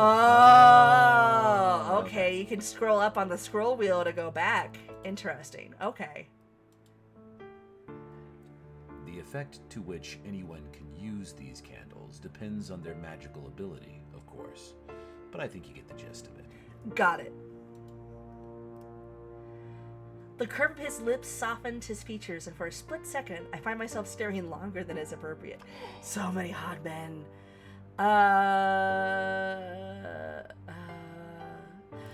Can I use magic? Do you have an affinity for any element or deity? Do I? No. Darn, no. Then you likely can only benefit from enchanted items. Like the cloak. Yeah. Oh. Flying carpets, rings that part the sea, talking swords, the stuff of legends. Nice. Fun. I like it. He's teasing me. Very funny. Here we are. The male stopped suddenly. I would say man, but the male stopped suddenly and turned towards me. His tall frame... Sorry, I suddenly went into editor mode. Every now and then I'm playing a game and I'm like, what's a better way to write this sentence? Which I shouldn't do. I'm streaming. And turned towards me, his tall frame towering over me as he lifted his lantern towards the entrance to the Arisian embassy. Hey, he got me right there. How nice. Loud percussion, the whistle of a flute and a mandolin rained throughout the air, showing off that the festivities had begun. And I was late. Oh dear. I'm embarrassed to admit I was so focused on the intriguing man before me to notice we'd arrived. I was so focused on the intriguing man before me to notice. Got it. Okay. Thank you. No. Oh, excuse me. Yeah, I read that same way No too. thank you is necessary, be assured. He motioned for me to go ahead with his free hand, so I just nodded, turned on my heel, and walked into the embassy in a hurry. Looking forward to seeing him again. Oh, I didn't actually say his name, but I'm pretty sure that's Morris Mortis, is I think what the name was. Yeah. The music was much louder inside, accompanied by the smells of various sizzling meats and the bright light of hanging chandeliers. I guess it might not be a bad thing if I was writing the dress now. Water, earth, and death elves. Oh, he was a death elf then, probably. Probably the aspect of death. Yeah. And death elves moved around in wild circular dances, dressed in such finery that I found myself thankful that the Terra had interviewed on my behalf at the sword earlier. Yeah. Okay, made the right choice. Got it. Hey! Though I spot him in the room, I find that he's engaged in a conversation with some senators from our empire, full goblet in hand. Got it. Important stuff. I will leave him alone. A few paces away from him, my eyes meet the infamous crimson hues of the general. I just remembered what his voice sounds like. Who seems to have stopped whatever he was doing to size up my outfit. Okay, I'm being judged. Irritation bubbles up in my throat, and I find myself quickly pivoting towards the drinks table. What are my shoes right now? I just realized probably whatever shoes I'm wearing is whatever I was wearing on the carriage. But apparently it was nice enough. A large wine fountain adorned with lit silver candles quickly catches my eye, and a polite elf pours me a goblet without noticing my approach. I take the cup with a smile, but am momentarily distracted from drinking. I hear a series of loud gasps echoed from somewhere before a slick, tangible voice cuts through the music like a hot knife through butter. Okay, I have no idea who this is. I guess it's my turn. Alright. Very pompous music in the background right now. Oh, okay. I'm reading the line real quick. Oh, I bet he's the water guy with the mermaid ears. Okay. Like, this seems to be the setup as you hear the line and then you get to see them. So that's actually kind of common for Otome games now that I think about it. Alright. Okay. This sounds kind of pompous, prissy, maybe. So let's do. Oh, damn it! You know what? I have been meaning to get us some water. Let me go. I'm gonna grab. We're gonna take an intermission. Oh, sorry, I inhaled spit. Really good start to the prissy voice. Oh my goodness. Pompous and prissy, huh?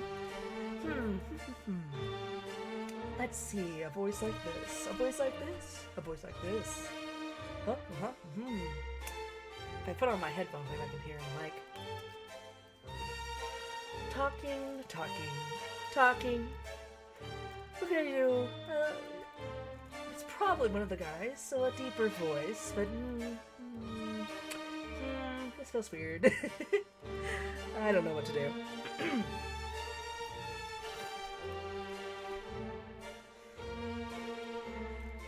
Well, while we're waiting for Anthony to come back, let's take another look at that really cool Kickstarter. Oh, he's coming back. Never mind. Oh, it's gone up since we started streaming, actually. Nice. Looks like they're at 8,000 now. Heck yeah. I'm already pretty sold. Oh yeah, I'm pretty sure it's this guy right here. He's the last remaining guy. Yeah. So something more effeminate will be appropriate. There we go. Okay. We gotta pull up. Oh, whoop! I almost didn't switch. We would just be staring at the Kickstarter the whole time. Okay. I'll take a better look at it later. But where's the game? Here we are. We have a kitty. Hey, it's Rowdy. Hello. I tripped over that cat going upstairs. You tripped over him? Was he just sitting up there listening to us? Yeah, basically like right outside the door. Oh. Right there. What a dork. I bet he was waiting for somebody to come upstairs and pet him on the counter while he eats food. He didn't even meow at me. That's kind of weird. No, he didn't. No. Well, all right. Giving to save the viewers. He's never chatty when we actually want him to be chatty. All right. I told the pirate lord. I don't like that voice at all. Hold on. Man, I don't know what to do. I'm thinking about it too much. Okay. I told the pirate lord that if he's not willing to go to war for my love, he doesn't deserve me. Then I sank his ship to the bottom of the bay. Yeah, he's definitely the the aspect of water. Okay. A series of excited whispers and murmurs followed the ridiculous explanation, carrying the electric atmosphere that supports all form of gossip mongering. Okay, I'm already excited to meet this guy. Give me the tea. Momentarily distracted, I can't help but search for whoever is the source of this ambiance. Frankly, even if my sister and brother were on the marriage market, I doubt they'd be able to impress. Then again, feel free to bring it up with stepmother dearest. I'm sure she'll be thrilled to finally get a morsel of attention. My feet move automatically as if charmed by scandal carried within every sentence of whoever is speaking. Listen, I'm a journalist. This is a journalistic investigation. Yeah.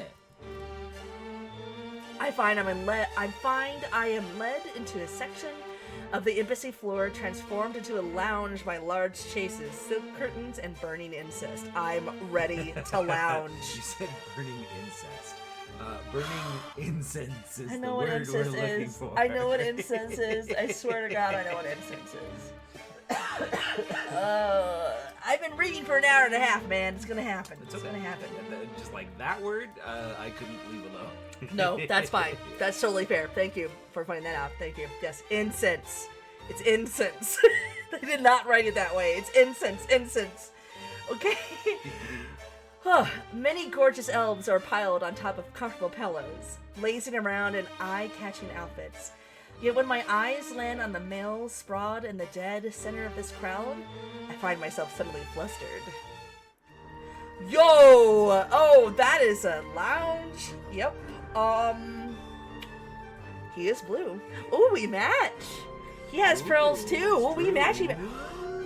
Wait, every outfit was like gonna be more attractive to a dude, isn't it? Oh, I bet you're right. This is Aqua guys, whatever their name is, and then the red was probably gonna be the general because that's the color of the Empire.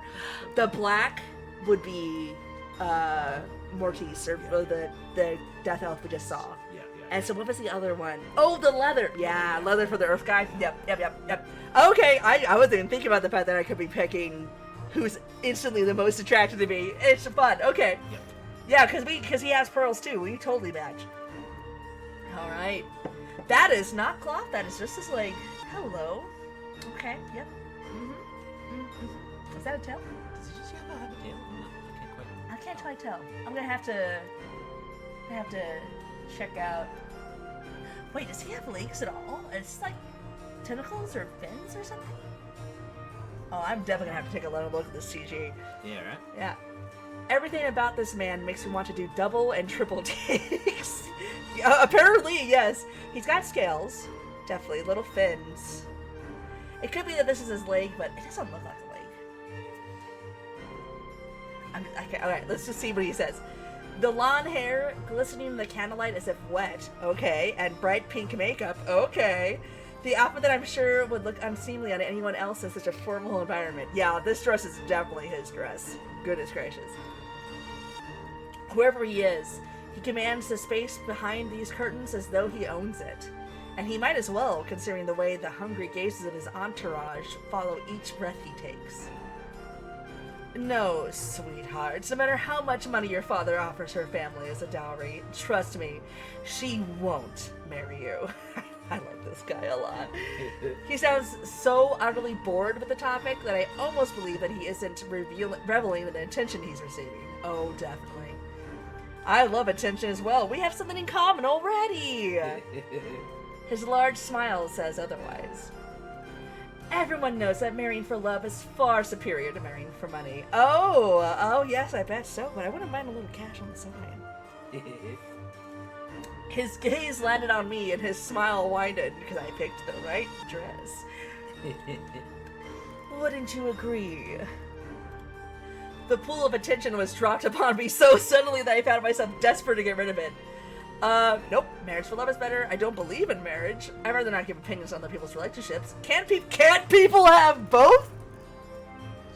That's kind of the joke I just made. That's true. ¿Por qué no los dos? ¿Por qué no los dos? I mean, I guess if I'm answering, like, my actual feelings, I would say marriage for love is better. Because why would I marry a starving artist grocery worker? Sorry, I'm joking. It's because you make more money than me, huh? It's because I cook. It's because you cook really well. You have a nice ass. How to do it? Of course. Marriage for love is better. This would be so funny to say. But also, I want him to like me. Are you playing the character or are you playing yourself? Good question. When I'm playing Otome games or like visual novels with choices, I usually tend to go my gut reaction the first time through, and then I like in later playthroughs is when I start doing stuff I wouldn't normally say. Gotcha. So like this is my I just made this joke though. That's why I'm kind of debating, right? Because like on one hand, this is my actual feelings. On the other hand, I just made this joke before the option popped up, so I kind of feel like I have to do the one that I made the joke about. Yeah. I also do think that this guy would respect somebody going like, well, I can have both because I'm just that cool. Yeah. When I find, I'll find a lovely man, but if I get a lovely rich man, can people have both? Truly. Such naivete. Oh, well, that's probably true. I'm convinced his gaze brightens as he shifts it to somewhere behind my shoulders, as if searching for someone beyond the curtains before returning to me. Well, he likes it! Well, I suppose I've always had a penchant for the gullible. Oh, I didn't even notice he was heterochromic. Oh, yeah. Yeah, like one cayenne, one kind of like cobalt. Cayenne?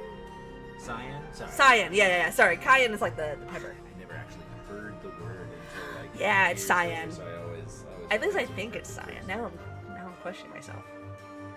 Yeah. Yeah. Oh, I just noticed the horns. Oh, man. He's pretty. His heterochromic eyes slide over my form. The retort-eyed flange never leaves my mouth.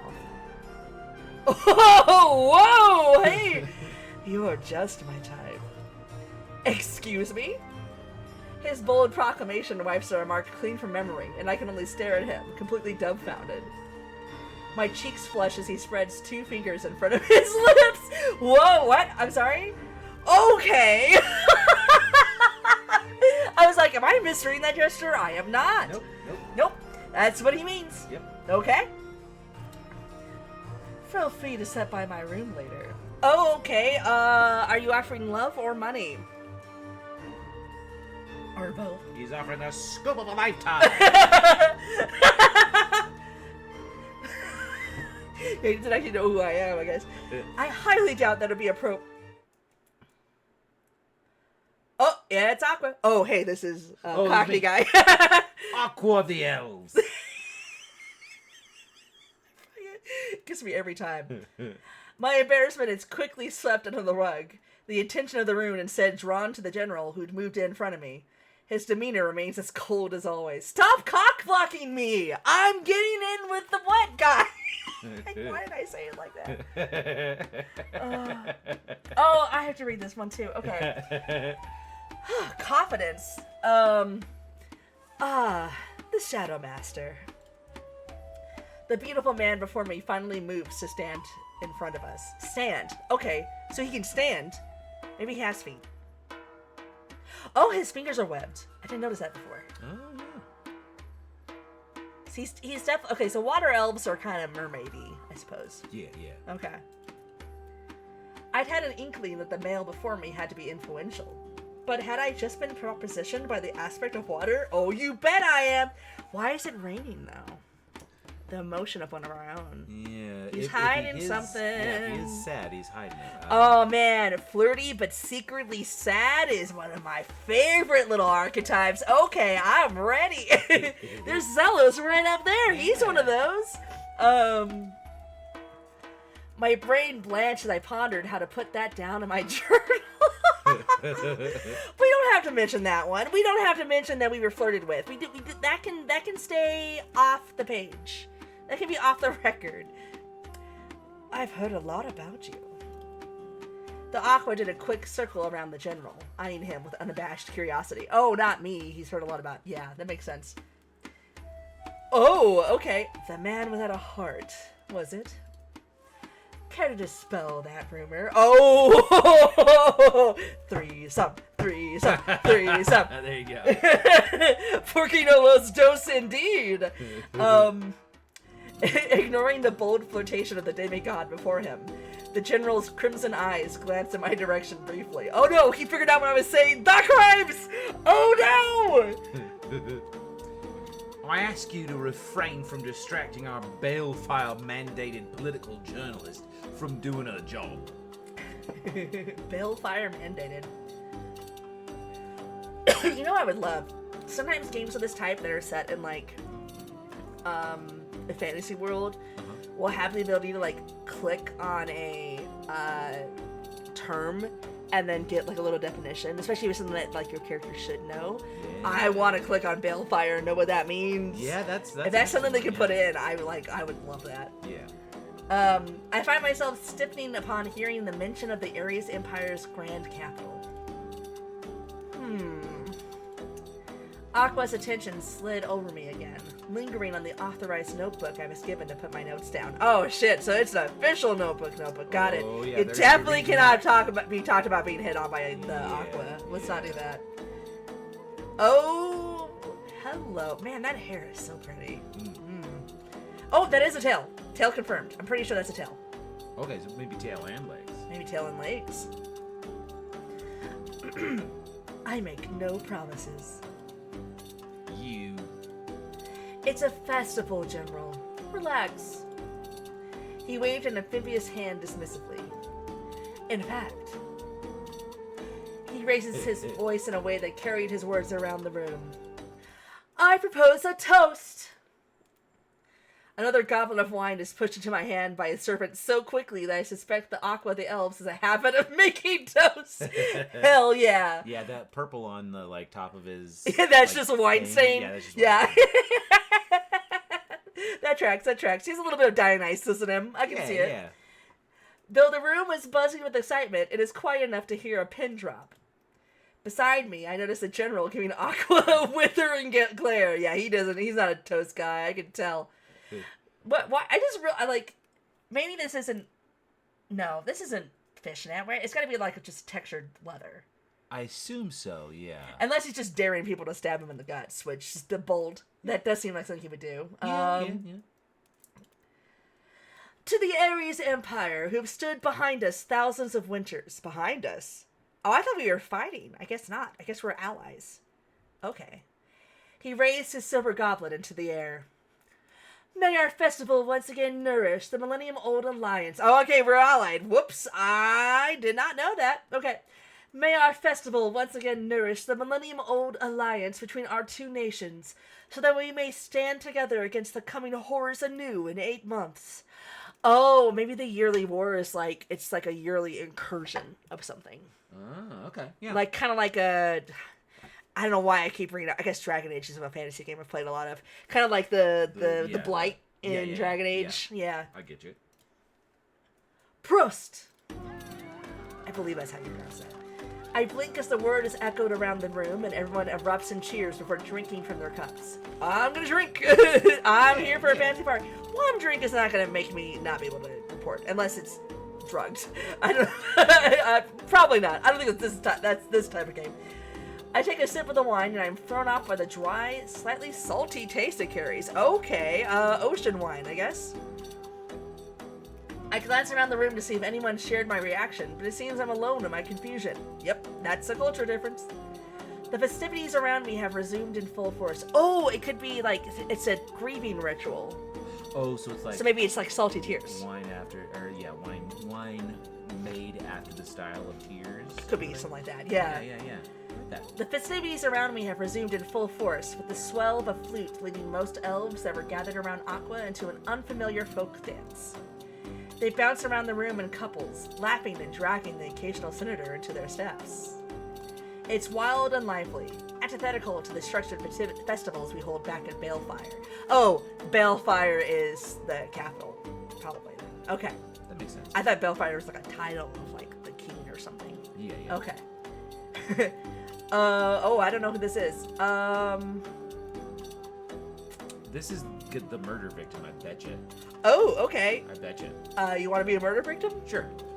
It's an acquired taste. The wine, I mean. Surf grape, they call it in Amor. Alright, so I was right the first time. It's ocean. Oh, it's him!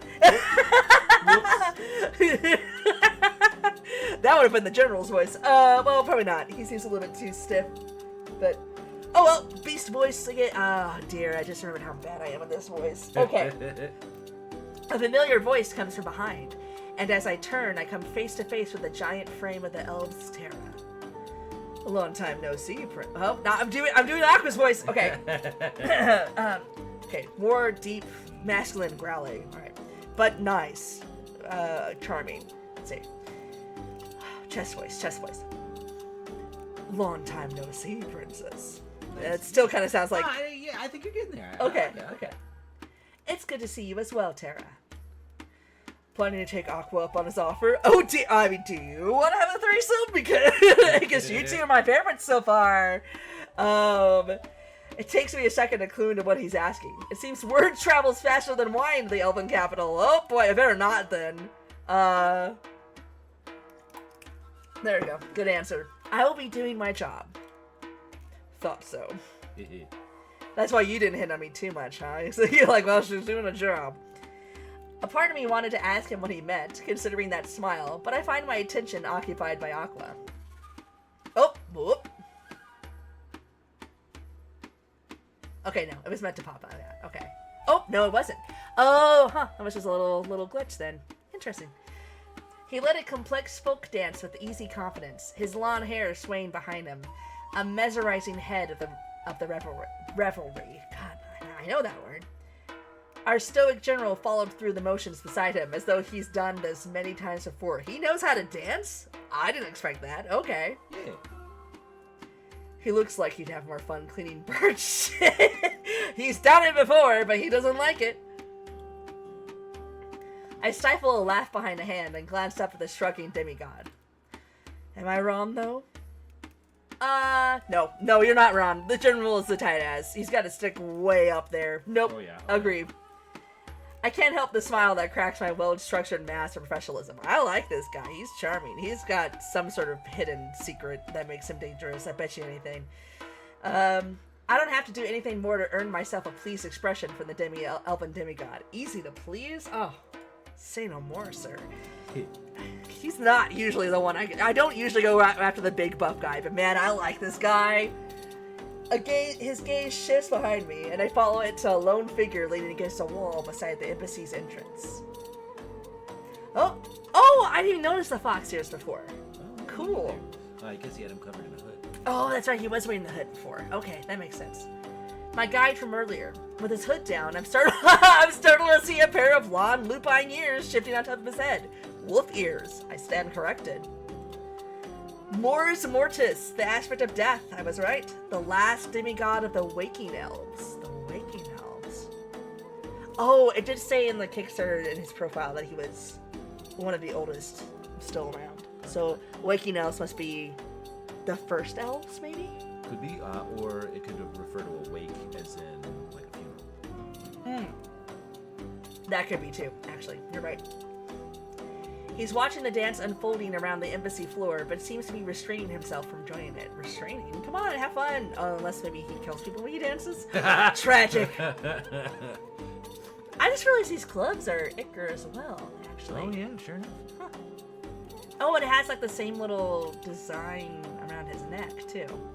Interesting. Yeah, now that I'm thinking about how all of them are dressed up, yeah, each outfit does correspond to one of them. Terra nudges me with his elbow. You could invite him to a dance, you know. Goth guy? I should have just called him Goth guy. He's got more going on than that, I'm sure. I'm startled by this suggestion. You know the steps, don't you? No. What do you... I nod slowly. I do know?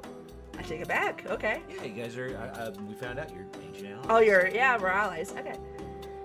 I wouldn't be allowed on this job if I didn't. Oh, I got dancing lessons before I came out here. Okay, that makes sense. That tracks.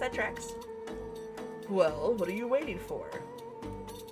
I lost the voice again. Oh well, I'll get it back eventually. I blink at Terra's words, suddenly feeling encouraged to try something new. This could be a great feature to put on to my journalistic piece after I get home. Oh! Now's your time. You got it. It's decision time. It's decision time. Decision time. 2025. I mean, it's pretty clear right now that my favorite is Terra. I don't know if I've glommed onto like any of them as quickly as I did Terra. Like, I mean, it's like, whoa, hello. Yeah. So, Yeah. Aqua's interesting. I'm curious about him, but like, I'm curious about all these guys. Honestly, I'm also I'm curious to pick him too because he's not he's quote unquote being restrained from dancing, which is interesting. If the reveal is the one you picked is the one that gets murdered in the I don't know for sure it's a murder. There was something about like a god being released or something that was from a seal. Yeah. So it might not be a murder. Although, man, can you imagine it's a fucking murder?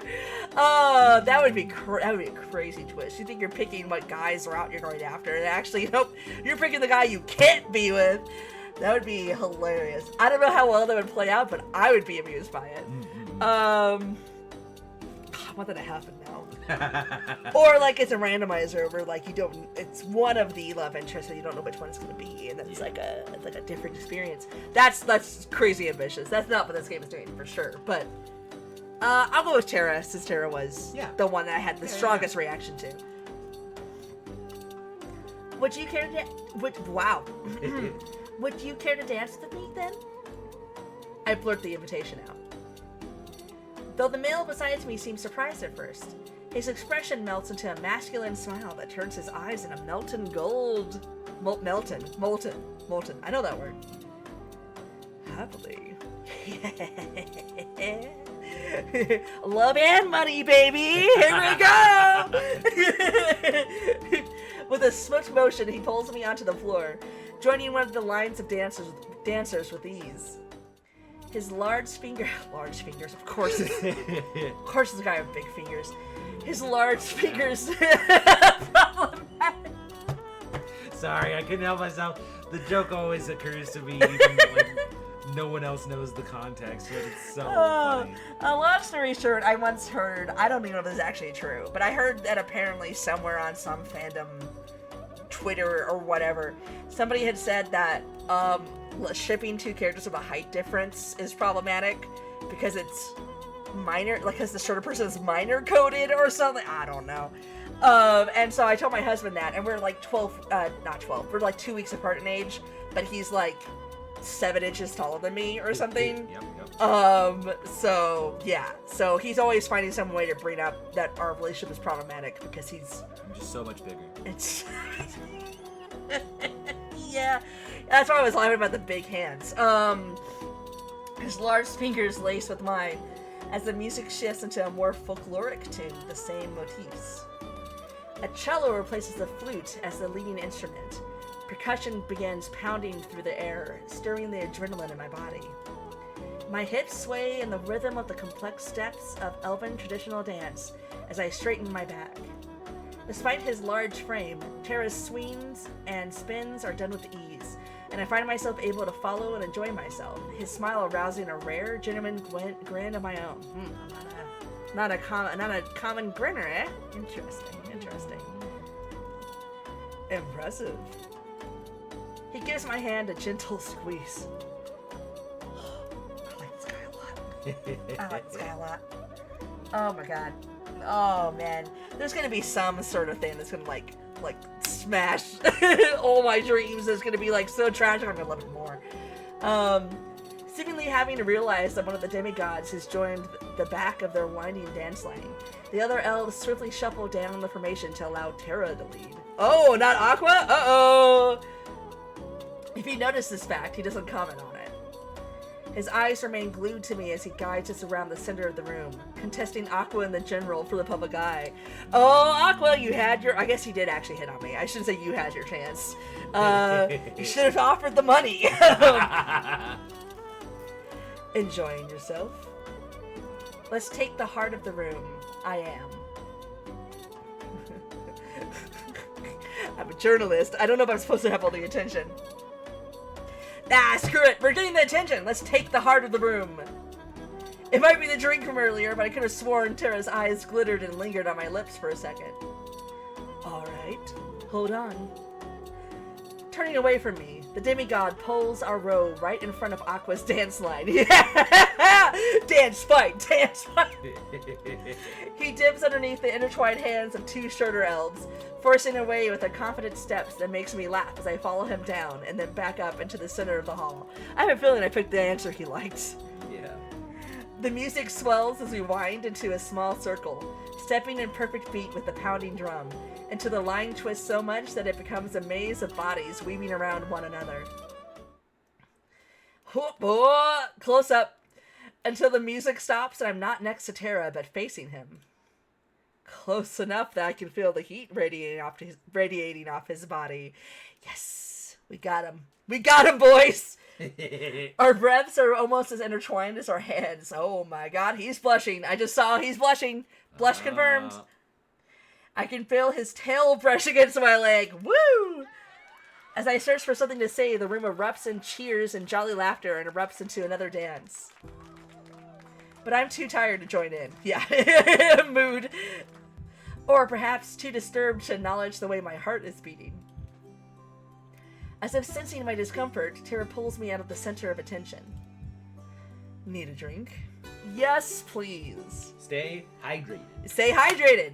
Taking some water. He nods and heads to the bar, leaving me alone to catch my breath, sort through my emotions. None of the Arisian generals would dine with their subordinates, and I just danced with a demigod. Adopt me. I'm getting dual citizenship. Let's go. I can hear my heart beating in my ears, and for once, it's not from fear. For the first time in years, I begin thinking that my work is going to be genuine praise rather than propaganda. Hey, thought crimes. As I glance around the festivities of the room, I notice that Morris Mortis is quietly conversing with the general, who has a grave expression on his face. Aqua is nowhere to be found. I also notice the way I'm being constantly pinned with curious glances. Perhaps due to my earlier dance performance, I did kind of ask to have a lot of people looking at me at this point. Here. I blink as Terrace appeared beside me again, a goblet of wine in each hand. Thank you. I accept the drink and take a sip, unable to school my expression into something resembling neutrality at his salty punch. I forgot. I forgot what it tasted like. For a hot second, I thought for sure that your character was going to grab both glasses. Glug, glug. Damn. It's like, bam, just on the, yeah. Oh, I just say it? This is terrible. Terrell chuckles beside me. It's an acquired taste. Oh, that's right. He said that earlier. Yeah. I can actually make a face around him. Might take me a few centuries. Don't let Aqua hear you. Might accuse you of great political offense. As a joke, or... I find my body seizing up with the thought. The sounds around me grow to dull thuds, my heart beating in my chest, ringing into my ears. Prison. I could go to prison. Oh, damn, man. I could get killed for letting loose. For this opinion I dared share aloud. Oh, man. Okay, we are... Wow. Thought crimes indeed. I'm not allowed to like wine? Dislike wine. Or dislike wine, yeah. I can feel the general's eyes on me, and I have to remind myself to breathe. Damn. Hey, I was joking. I find that Terra has moved in front of me, blocking me from the view of the rest of the room. Concern is lacing his features. Can you hear me? I manage to nod, and he sighs. Oh my god, he's also very good at helping people calm down. Yes, you are the one, sir. How is his necklace staying? Sorry. Oh! That's a good question, actually. How is his necklace staying up? It's just got, like, maybe just, like, such a pronounced, whatever the, like, gap here is that it could just, like, rest inside of it. Yeah, the collarbones. Yeah. Are hanging up. Either that Could or there's, be. like, a structure attached to it. But those look like paintings on his chest, not like a That looks part like of like tattoos or painting. Yeah. Yeah. But it's magic time. It's magic land. Well, I it could be like a shouldn't, piercing or something too. He has his nipple that's pierced. true. I don't know if people get a piercing at their collarbone. I've heard of a septum piercing, but that would be like... Septum is like, that's the nose. Oh, what am I thinking of? Sternum. A sternum piercing. I've heard of a sternum Okay. piercing. I've heard it's incredibly painful. I would imagine, yes. But I've never heard of like a... What would that even be? Like a throat piercing? Like... Probably not a throat. It's like, yeah, it's I don't know. Like below the esophagus, but like what a dangerous... You can tell how gangster and thug I am. I'm so gangster, I'm so thug. It could also be like there's an adhesive on it too. That is like true. there's like body jewelry. Yeah, Like yeah. that you stick on your face. Straight up, I'm overthinking it. I just like noticed that, you know, something hanging from the base of the throat was just like that's odd. Yeah.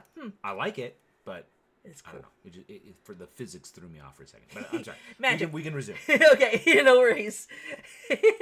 I'm here drooling over the guy, and Mr. Arrow Ace McGee over here is like, but how does it stand up though? Yeah. Look at me. The soft growl in his voice makes me do just that. You're going to be all right. I hadn't realized how close he'd gotten. The way his tattoos confirmed. The way his tattoos glitter in the candlelight. How he smells of agarwood, earth and birch. Agarwood is Agarwood, I see. Yeah. The details stir me, knock me out of my fear, and incite an entirely different thrill. I find myself nodding with more conviction this time. Mostly to clear my head, but earn myself a small smile either way. Your name? Excuse me? It takes me a moment to realize I never properly introduced myself. It's Anwen. Ah, Anwen, the political journalist and dancer extraordinaire. oh, this is the fucking general, isn't it? It's gotta be. It's gotta be. Let's see if I can access that accent again. It seems I've forgotten that first part. No, completely wrong. You can change the voice if you want to. I was trying to go like street urchin, and it started to kind of fit, and now I don't want to go too far away from that. It seems they've forgotten that first part. Yeah, I knew it was him. I knew it was the stick in the mud, the cock blocker. The general cuts into the conversation with a glare in my direction that gives me goosebumps. That's me. Oh, sorry. Yeah. Yeah. Any journalist serious about their job would already be resting, preparing for tomorrow's festival opening. Oh, tomorrow's a festival. Okay. Though the smile on Tara's lips remains in place, I can sense it's no longer genuine. Man, even he hates this guy. Everybody hates the general. Do we actually know his name yet? He's Shadow something in the general. Has this... Oh, wait, no, it popped up. It did, yeah. It just popped up, yeah. I do forget it, though, but then again. Larimore or something like that? Yeah. I'm gonna click back to see. Oh, wait, I forgot I can just... Boop. Oh. Actually, that's not... Latimore.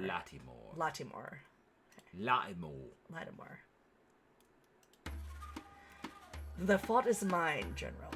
I requested Anwen join me. ...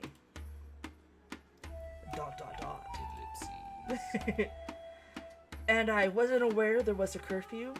I did a totally different voice there. Oh well. There isn't, but I decided to hold my tongue behind my teeth before I get on the general's bad side. Yeah, let the demigod take care of it, man. Yeah. He can get the general mad at him. And what is the general gonna do? Kill the demigod? That's gonna cause a political upset. Yeah. He looks to be searching for words. The general? Is... Yeah, hold on.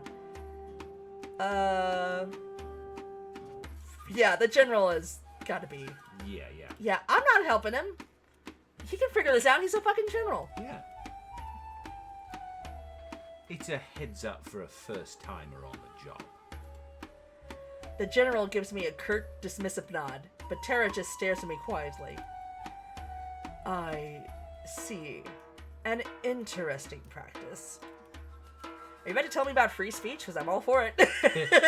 Let's hear it. An unfamiliar look crosses his features before he gives me a bright smile, as fake as my own. Something unspoken connects us in a way that makes the Shadow Master frown, a warning to hurry my departure. May the night protect you both. I give a quick bow and turn on my heel. Heading up the stairs into the embassy's living quarters, I am guided to my quarters by a young girl with warm mannerisms and deposited in front of the door to a room I won't be sharing with anyone else. I just realized, way too late, that if I had actually sat there instead of going like, excuse me, I want some clothes, I could have heard the conversation between the tailor and Tara. Well, true, but they were speaking in a language you didn't recognize. Oh, that's a good point. Yeah, I don't know yeah why they're they not speaking in common. That's a good point. Yeah. Okay, so I would just be listening to something I don't understand. Yeah. Okay.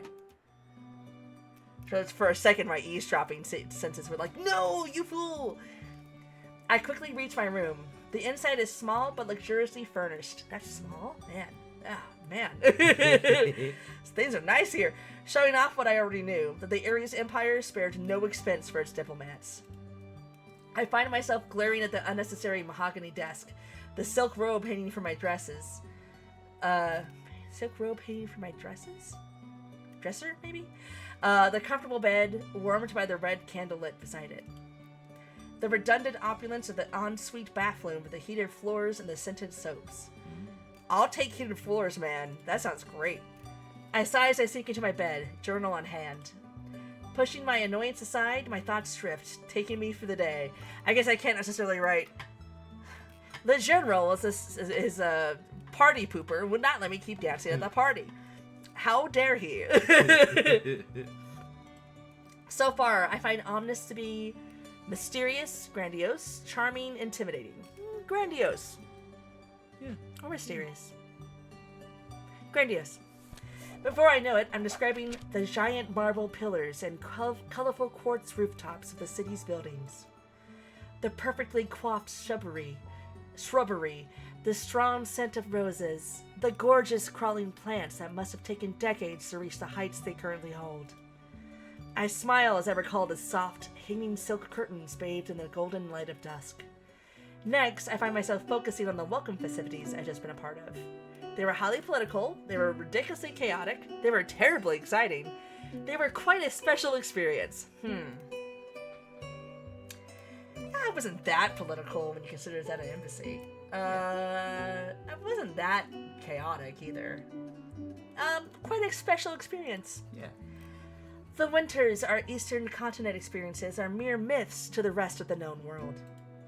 They are harsh, filled with horrors of mind and body. We lose too many good people to these wars every year. And yet, within the Arisian embassy of Omnis, the evening before the Dread Festival, we are welcomed with open arms by our elven comrades in arms. We find hope in breaking bread and sharing wine. We smile, laugh, and choose to live on. Persist despite the admonitions. Abominations? Abominations. God. Persist despite the abominations of our recent memories. It was a heartwarming sight of an alliance forged over millennia of joint suffering. Yeah, okay, millennia. Or alliance has been forged over millennia of joint. So that doesn't necessarily mean that the alliance has been a millennia. I find myself smiling when I think of Terra, obviously. The fearless, imposing demigod of the earth element and exploiter of all its treasures. Zealous leader of Fides? I'll say Fides. Fides. I'll say Fides for now.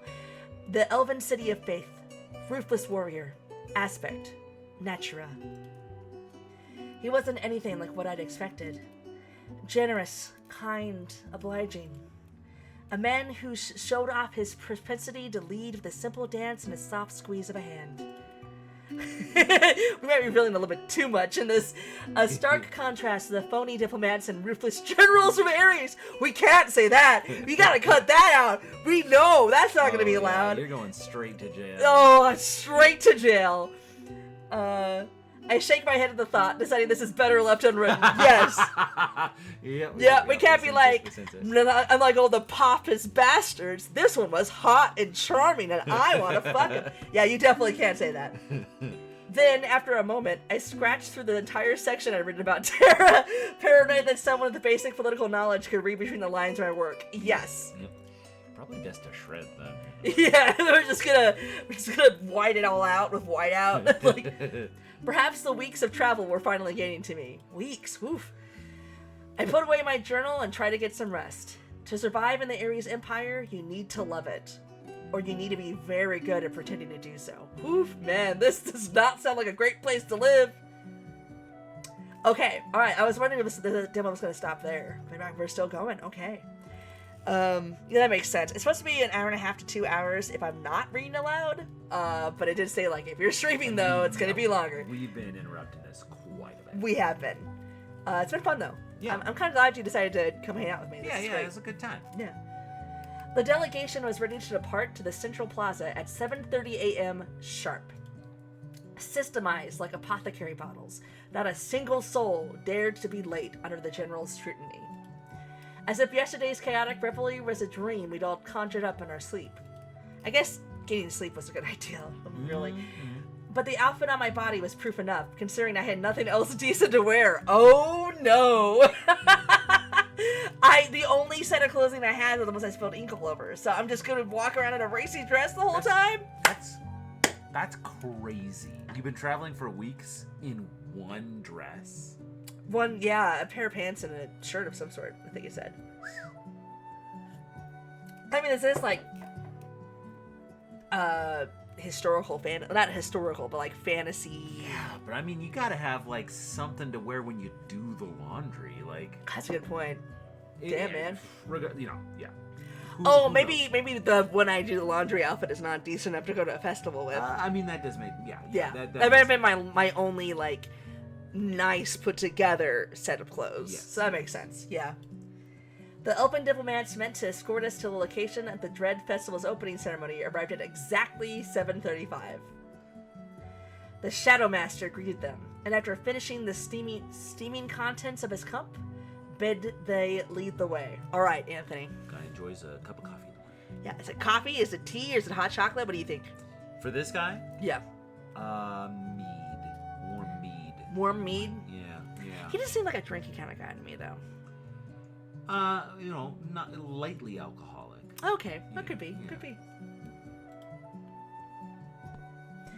I soon found myself uncertain as to why all of this posturing was necessary. The central plaza of Omnis is exactly a 3-minute walk away from the embassy. Listen, you could get lost. This is the first time a lot of us have probably been to this city. It's quite possible to get lost, I'm sure. But maybe. Oh, it's that? Okay, never mind. How could you possibly just keep walking towards the statues? Got it. Though we are early to the ceremony, the open space is packed with elves of various elemental inclinations and ages. 7 large stone coffins held together with heavy locks and star-mail chains,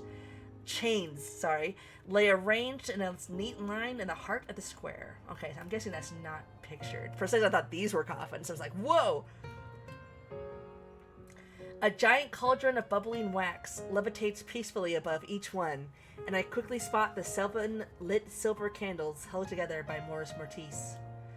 Though Terra and Aqua are nowhere to be found, the aspect of death seems to personally be attending to the festival's preparation. I would assume so. It's a grieving festival.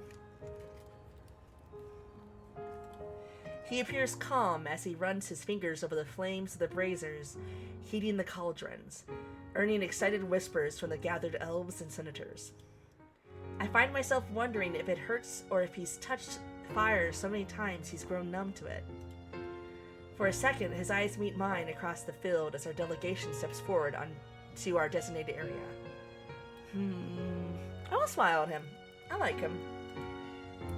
Surprise skips over his features like a pebble before sinking underneath the perfectly constructed political smile he'd offer our delegation. Or so I expected. Instead, his expression remains the same as he offers us a cool, calculated bow. I mean, if he's in official capacity, that makes sense. I gotta say something charmingly naive and yet also surprisingly intelligent, and then I can get the smile. There you go. Yeah. Welcome, esteemed general and delegates of the Ares Empire, to this year's Dread Festival opening. This is gonna be tough. Thank you, Aspect of Death, for hosting us again this year. The Shadow Master returns the sentiment with a curt bow of his own.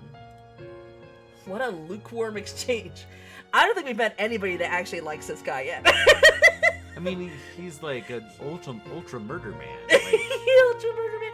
Well, he's also, he's probably not somebody that want to necessarily cross. Plus, he's not very warm in terms of personality. I'm not certain exactly what has happened between these two. Oh, okay. They have history. But I do not have any time to dwell on it, for Aqua and Terra's arrival breaks the tension and turns it into chaos. Now I have to romance myself. This is what happens when you choose somebody, the other 3 are like, oh, we'll go have love with each other instead. I wish. More games should do that. I think some people are kind of weird about that, though.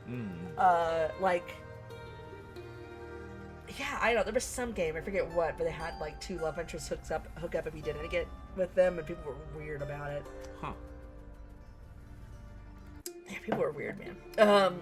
It is as if wherever these 2 appear, the location turns into a stage set for a spectacle. Of course the 2 theater kids are what I go after.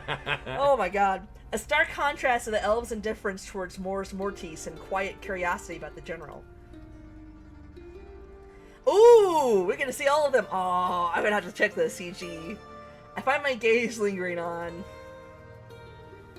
Am I gonna keep committing to this, or I really wish I knew what button it is to see the CG right now. Maybe it'll show it after this, you know? Yeah, that's true. That's true.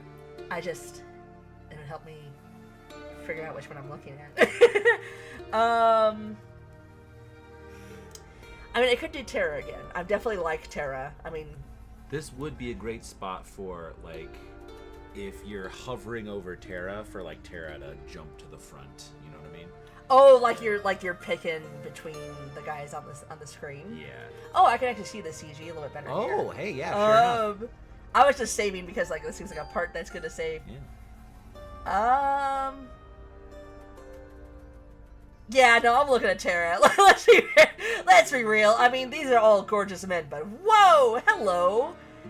Plus, he squeezed my hand and he helped me with the panic attack, and he's a great guy, and I like Terra, and I can't wait until some sort of something shatters my illusions. Like, I'm not saying he's not a nice guy, but like this feels to me like a game where there's something going on behind the scenes I don't know about yet. Terra. The aspect of Earth. Oh yeah, you're right. I can see them better now. I still can't tell if this is fishnet or I think it's fishnet. It's got a little pattern to it for sure. Yeah. Well, it's like it's that or textured armor, but it looks like it's about the same color as skin, so I think it is fishnet. Gotcha. Maybe this is more of a ceremonial outfit than like an armor set. Sorry. It's kind of late for you, huh? Yeah. Oh, look at I didn't notice the like the way the tips of his fingers kind of darken. He's very pretty. He's very pretty. It's just he's also very pretty, and also he helped me through a panic attack. So that's like huge instant points. I'm gonna have to like play every route. Yeah. The aspect of Earth towers over the Aqua, staying slightly behind him as his gaze sweeps through the crowd. His hair is a wilder mess than yesterday, and his powerful frame seems to be set with fatigue. Or am I imagining it? Then I go into the... He takes control of the public square simply by opening his mouth. Esteemed guests of the Empire, allow us to once again welcome you to our lands as we commemorate the end of another winter. Terra moved to stand beside the now quiet Mors Mortis. There is no greater honor for us and our people to call you and yours by the term allies. For every time we've called, you have answered, and whenever you've been in need, we've delivered. It is through good that we stave off evil. Through your gods and ours. Listening to the eloquence of the aspect of Earth, I'm quickly reminded that as the leader of the Elven City of Faith, Terra also holds the title of head of all elfic religions. Oh, he's also like a priest kind of guy. Okay. He's the elf pope. Elf Pope! No wonder why he has so much, like, paperwork to do. Aqua speaks next, a hand on his heart. Oh, what voice did I do for this guy? I just did it a few minutes ago. Our bond has lasted for millennia. A marriage against darkness. This commitment, immortalized when we sealed away the 7 Scions, will continue to hold again today. On this first dawn of the Dread Festival, we vow to once again keep them at bay. His voice pulls me towards him like a sailor to a siren, but it is Mors Mortis's tone that brings me back. That makes me stop and listen. From flesh to wax, from wax to life. Every year, the eternal war takes from us those we hold dear. And with what is left of them, we seal away chaos, anger, harm, loneliness, sorrow, hunger, and plague, and take a breath until next winter. Okay, so this festival is also a sealing ritual. So that's why there was some sort of mystery about a god being unsealed. Alright. For it is through faith that we hold the lines. Through love that we stand united. And through hope that we keep fighting. Let those we love shield us once more from the dangers we've forgotten. Breathe in and take your time to pray. Pick a god and pray. Terra's command echoes through the air, rendering the thousands of elves gathered on their knees. As per the ritual, our delegation is the first to walk up to the braziers of bubbling wax and silently thank those who gave their lives for ours. Oh man, I just remember what thing I picked as my morning. The general goes first, murmuring thank yous in both our language and that of the elves. Though I can't see his face, I find his tone to be gentler than any I'd heard from him before. I go last from our delegation. I think about those I've lost over the years to this war. A deep pain grips me. I know it stems from the emptiness of what was once, but is now no more. As I reach the first cauldron, I think the people and elves who gave their lives for our peace in both languages. Then I move on to the next cauldron and do the same, and the next, and the next, and the next. It is considered a great honor to be able to come here, this close to the dead again. Once our delegation has finished paying our respects, the elven aspects follow. Oop. Aqua always seems to have those little quick where Aqua always just like briefly flashes up like, it's me again! Don't forget me! The three move in perfect tandem. And by the time Mors Mortis is finished, the rest of the elven population in Omnis is ready in silent tears. Oh, I see. 4. Mors Mortis orders after a moment of silence. The 7 cauldrons obey Mors Mortis' command, slowly moving to tip over. Wax begin hitting the coffins one by one, resealing them under the watchful eyes of the elven aspects, their people, and our delegation. Get down! I'm sorry. Wait, there's a journal. Oh my god! There is a thing that I can look at. For. Yeah. Oh my god. Okay, look, we're not gonna cut the tension right now. I'm gonna look at this later. Yeah. Okay. I was like, journal, wait a minute. I saw that before too. What a time to notice. Sorry. Okay, back in. The words shatter through the silence. I barely have the time to process the familiar voice before the ground underneath my feet gives. For a second, I think I am blind. The world has turned pitch black. I think I smell something burning. Then daylight breaks through, bringing back my sense of sight. My knees are bleeding. I've noticed daylight has been capitalized every time, so I wonder if that's like a god or something? Like daylight has a divinity figure to it? Yeah. I blink as I try to get my bearings, but it's as though sound has ceased to function. I make out that some of the senators lay beside me, cowering. There's a story out there. You gotta get it. There is a story out there, but I'm also just a journalist. Like, you know what? War journalists are pretty fucking brave. Let's get up. That's right. Adrenaline pushes me back onto my feet. It is spider flight that lets me spot the general kneeling next to where I was, and the aspects scattered about, protecting their people with their various elemental powers. Oh, I wonder who that is. I'm gonna do a generic voice. The goddess of chaos has escaped! My eyes shoot in the direction of the pale marble coffin. The last one to be sealed, now empty. Oh boy! I hear murmurs and whispers from the gathered elven crowds. Oh, the journals to keep track of clues!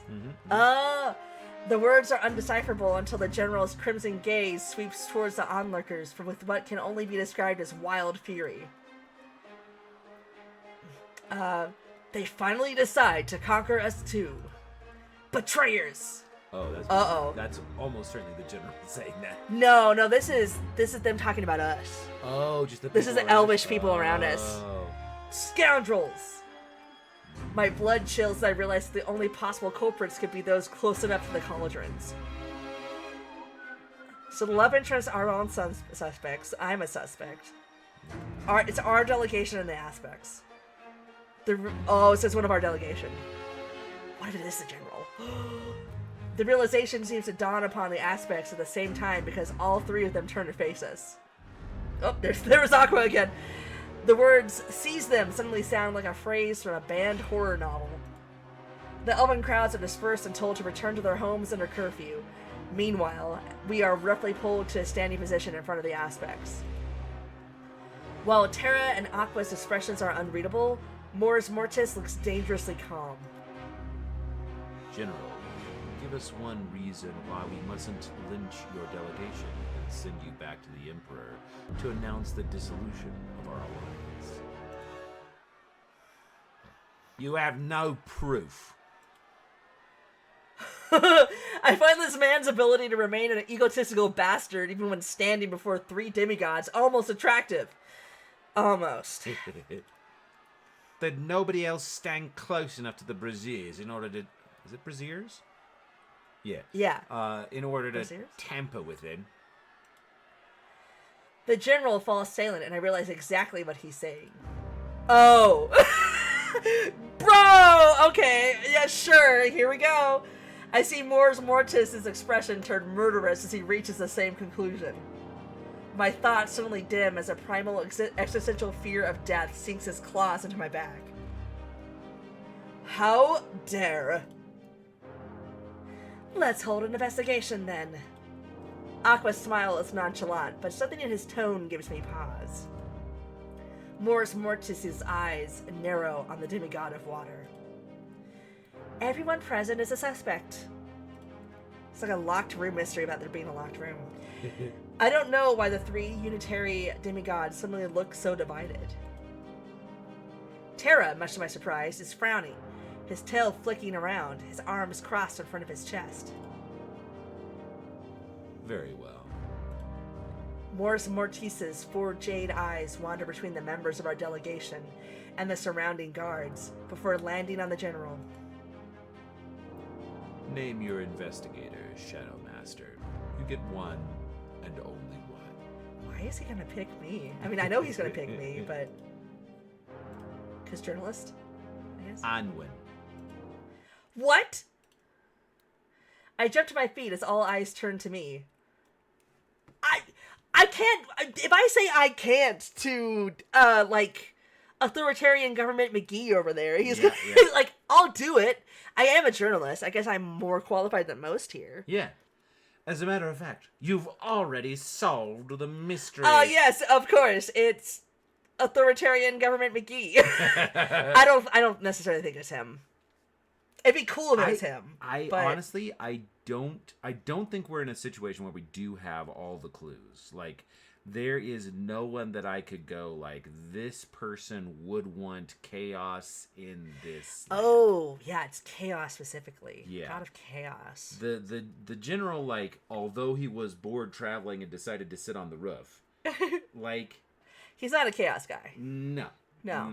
There's nothing that has, like, specifically indicated that, like, he's against the elves. He was fine hanging out with Mors Mortis the last night. Uh-huh. And, like, although he was protective of his propagandist journalist when she was propositioned last evening, that's kind of natural. Like, that does make sense. I mean, it's more him wanting me to do my job than anything, which I guess fair. Why would he care if he was just going to release chaos on the land the That's next a good day? point.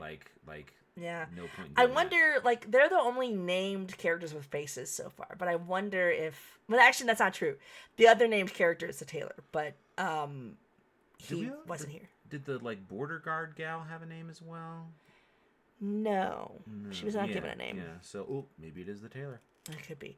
There's a one of the stretch goals is a female love interest. So I kind of wondered if that was her, but like I got the impression that she's like a general or something. I mean, maybe it's maybe it's actually just the goddess of chaos. Maybe you can go like, I reject this world. This is something like her story is parallel to the rest of the story. So man, that'd be crazy if that's her. Yeah. Oh man, get that stretch goal. Yeah. Let's do it. I'll do it. I catch a glimmer in Terra's gaze as none of the aspects argue the general's choice. He likes me. That's because I keep picking him, though. I mean, that's kind of obvious. Aqua's smile. Oh, no, they all like me. Aqua's smile widens, and I find myself looking away, needing to escape all of this attention. The festival lasts 7 days. This is how long you have to get your truth. 7 days. Oh, boy. The unspoken "if you fail" remains a silent invocation that hangs over my head like a guillotine for the next week. Day 1.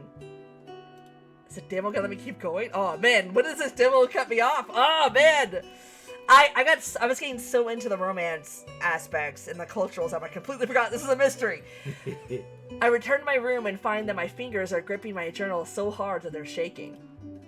I have to get it together, desperately. I can sense how overwhelmed I am with fear. Had it been winter, I likely would have already turned into some mindless ghoul and fallen prey to the sword of a soldier. Is that what the Endless War is? Like, versus, like, essentially the undead? Yeah, maybe? Sword of a soldier? But turn into a ghoul?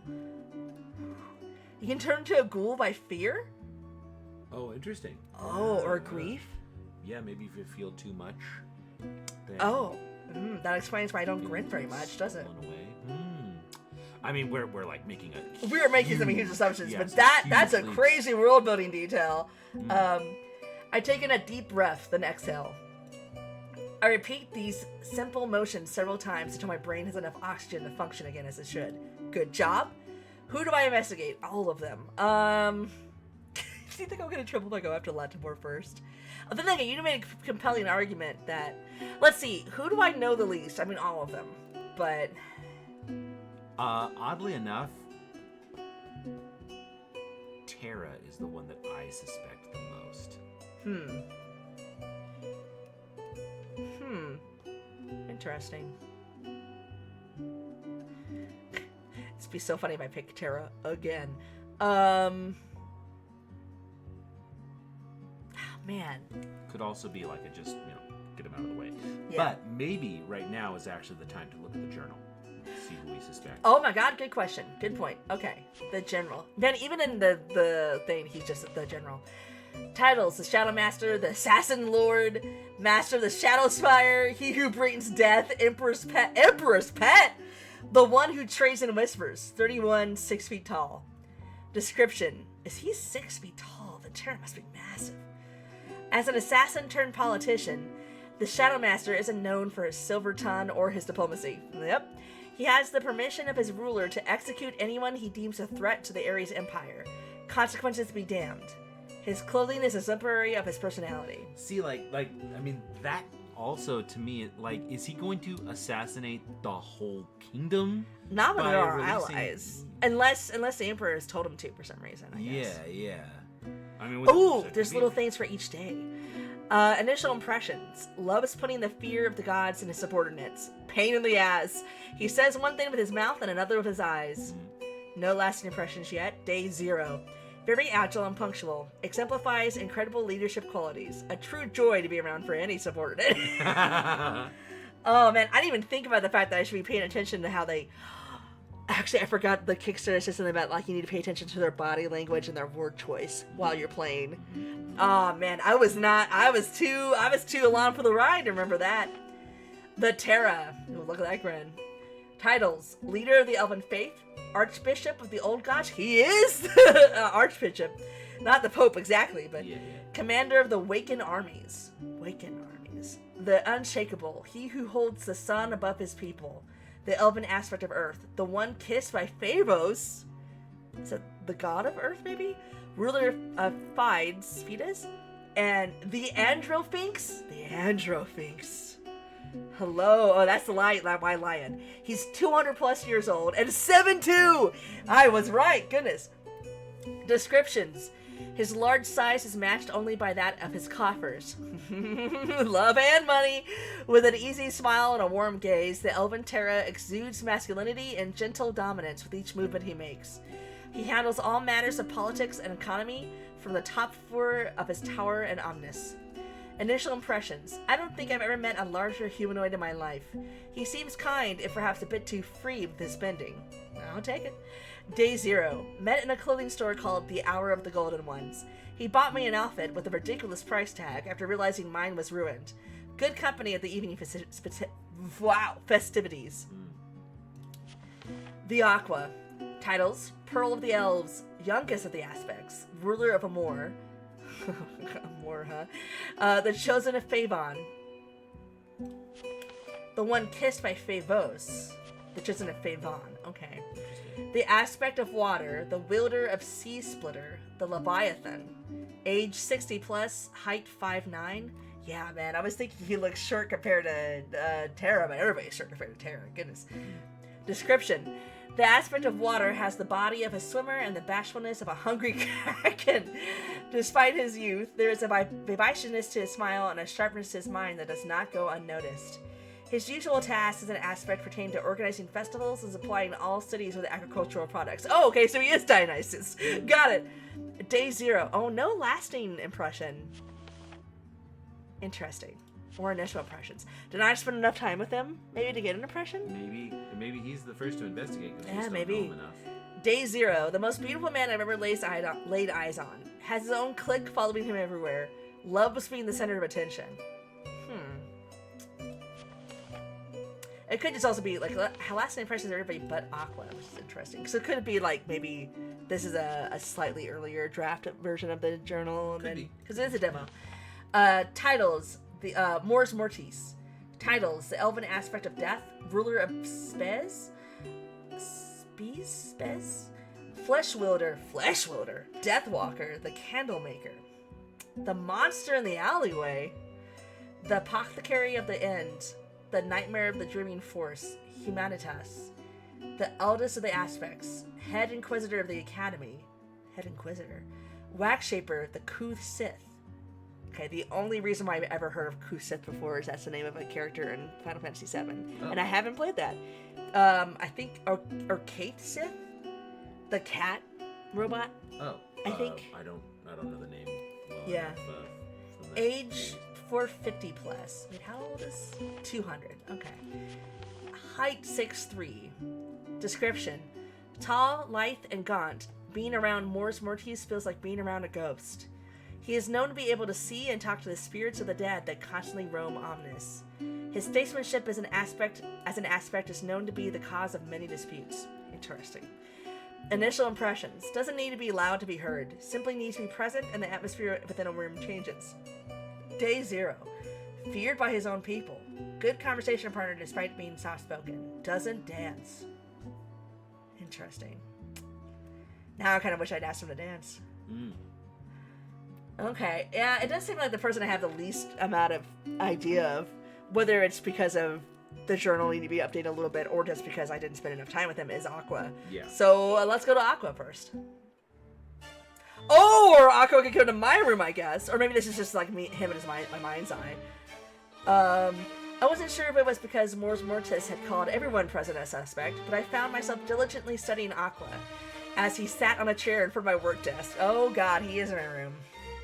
He's gonna make a joke about this, I bet. A very ornate chair that hadn't been there until right before I asked for the aspect of water to stop by for questioning. It was carved with some expensive wood, packed with comfortable cushions, and sparkled with pearls of various colors and sizes. Oh, it's his chair.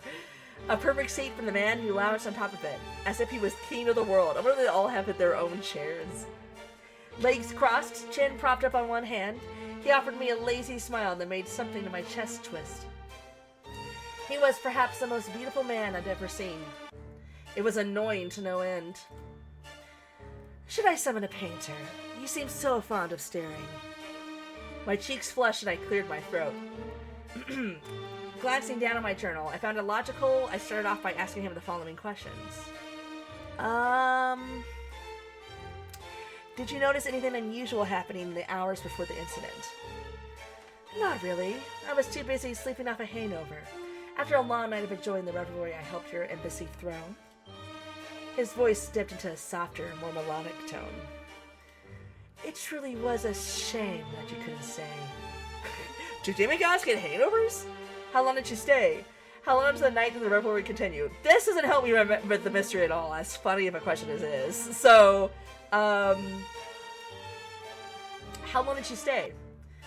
I don't know. I was too busy having fun to check the clock. I had the urge to roll my eyes. At least until 1 a.m., I think.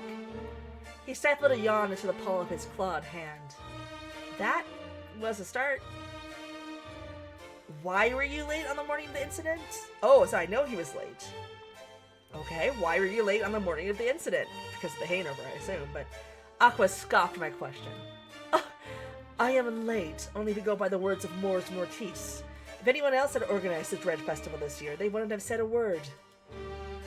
Others can organize the festival? Of course, it's a rotating duty between all aspects. It just so happened that this year the pleasure fell on Mors Mortis' shoulders. You didn't answer my previous question.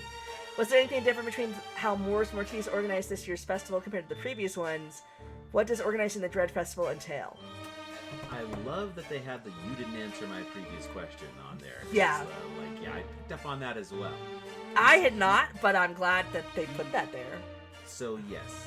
That seems like the most pertinent question to he's ask. obfuscating, whether it's on purpose or not. If you're obfuscating, there's a reason. Yeah. now I'm getting Eleanor vibes. Except that you, like, hopefully it's not like you hit doubt and it's like, you're lying! It's like, no, stop, I didn't say that! The aspect of water looked up at me through thick lashes. At the gathering, I found rather pleasant company that detained me until morning. Ah, I see. Oh, can that company corroborate your story? Of course. I mean, yeah, he's gonna get somebody that's gonna corroborate that story. He has a whole clique. For one reason or another, I respect his choice to keep that card close to his chest. I'll ask for it later if necessary. Okay. Who do you think is responsible for the incident? Akka raises an eyebrow at my question. If I was thrown in at the deep end, I wouldn't go about attracting the attention of the sharks. Are you threatening me? He laughed as though I'd asked something terribly amusing. His different colored eyes glittered like sea glass. You Arisians are always looking for a reason for an argument or a fight. Do you know a lot of Arisians? A few. And that's enough to draw up such conclusions. Perhaps. This asshole. I love him. I do my best not to roll my eyes. I will repeat myself. Who do you think is responsible for the incident? Let me rephrase. Do you know of anyone who might benefit from freeing a dangerous goddess from her 2,000-year slumber? Yeah, so she's older. She's been sealed longer than even Mors Mortis has been alive, and he's known to be really old. Could you tell me a bit more about the missing goddess? Oh. I want to know more about the missing goddess, but also I want to know who might benefit.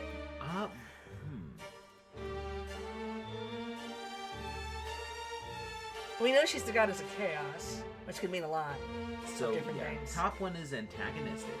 Yeah. The middle one is like, would we trust his answer? Is that answer going to reveal enough to us? He is being rather... I forget the word. He's being rather... dodge... Not even combative. He's being slippery. Yeah. There's some word for it that I don't remember. He's being... I should just keep going. I'm not gonna be able to find this word. He's obscuring answers from us, rather than something that's not forthcoming. The antonym of forthcoming. Yeah. I mean, but then that means like none of these questions are gonna help, which can't be true. I guess if we can keep an eye on what he reacts to about the goddess, that might tell us some stuff. So maybe we should just learn more about the goddess. That's a good point. Yeah. Tara's the one that can tell us the most, or Mortis. You know, the differences between the way that they answer will also be, illustrative. That's true. If he's complimentary of the goddess, that could indicate like his motivation for freeing her would be like, I'm tired of the authority of this world. I like something else. That's true. Sorry, I got distracted because I suddenly realized I hadn't made a single Mortis joke the entire time. Don't worry, I was making it in my head. Alright, could you tell me about the missing goddess? Aqua's fingers ceased that incessant playing about in his hair. Vivare? Probably. The goddess of chaos. The fourth child of the Arbor Pestis. According to written materials from the time, she was a menace on the battlefield. Uncontrollable, unlike all other gods. Unkillable. Whoever is responsible for this could have freed any of the gods, perhaps even all of them. But they chose to free Vivare. Why? Aqua shrugged. The children of evil have been sealed for over 2 millennia by our predecessors and your gods. By our predecessors and your gods. Interesting. The best you can get on any of them are secondary reports from the Grand Library in the Academy. Well, that tells me where to go. Wait, Mors Mortis is the Inquisitor of the Academy. Yeah. Interesting. I blink and find myself jotting down both locations of my journal as places I need to visit. Excellent. Oh! Yeah, we're getting Oh! What? Whoa, where did I get this? Where did I get the Terra... Oh, it does have like clickable links in the journal. The Terra ripped off Ignis's arm a few years ago? Where did I get that from? I have no idea. Yeah.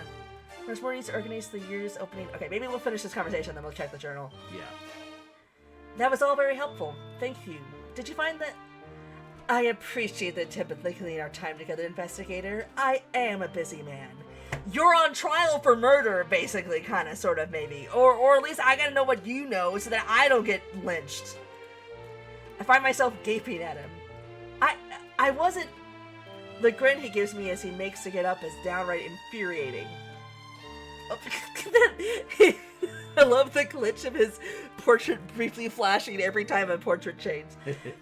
I should have a free time slot for you after 5 hours if you wish to continue your disquisition. How dare you?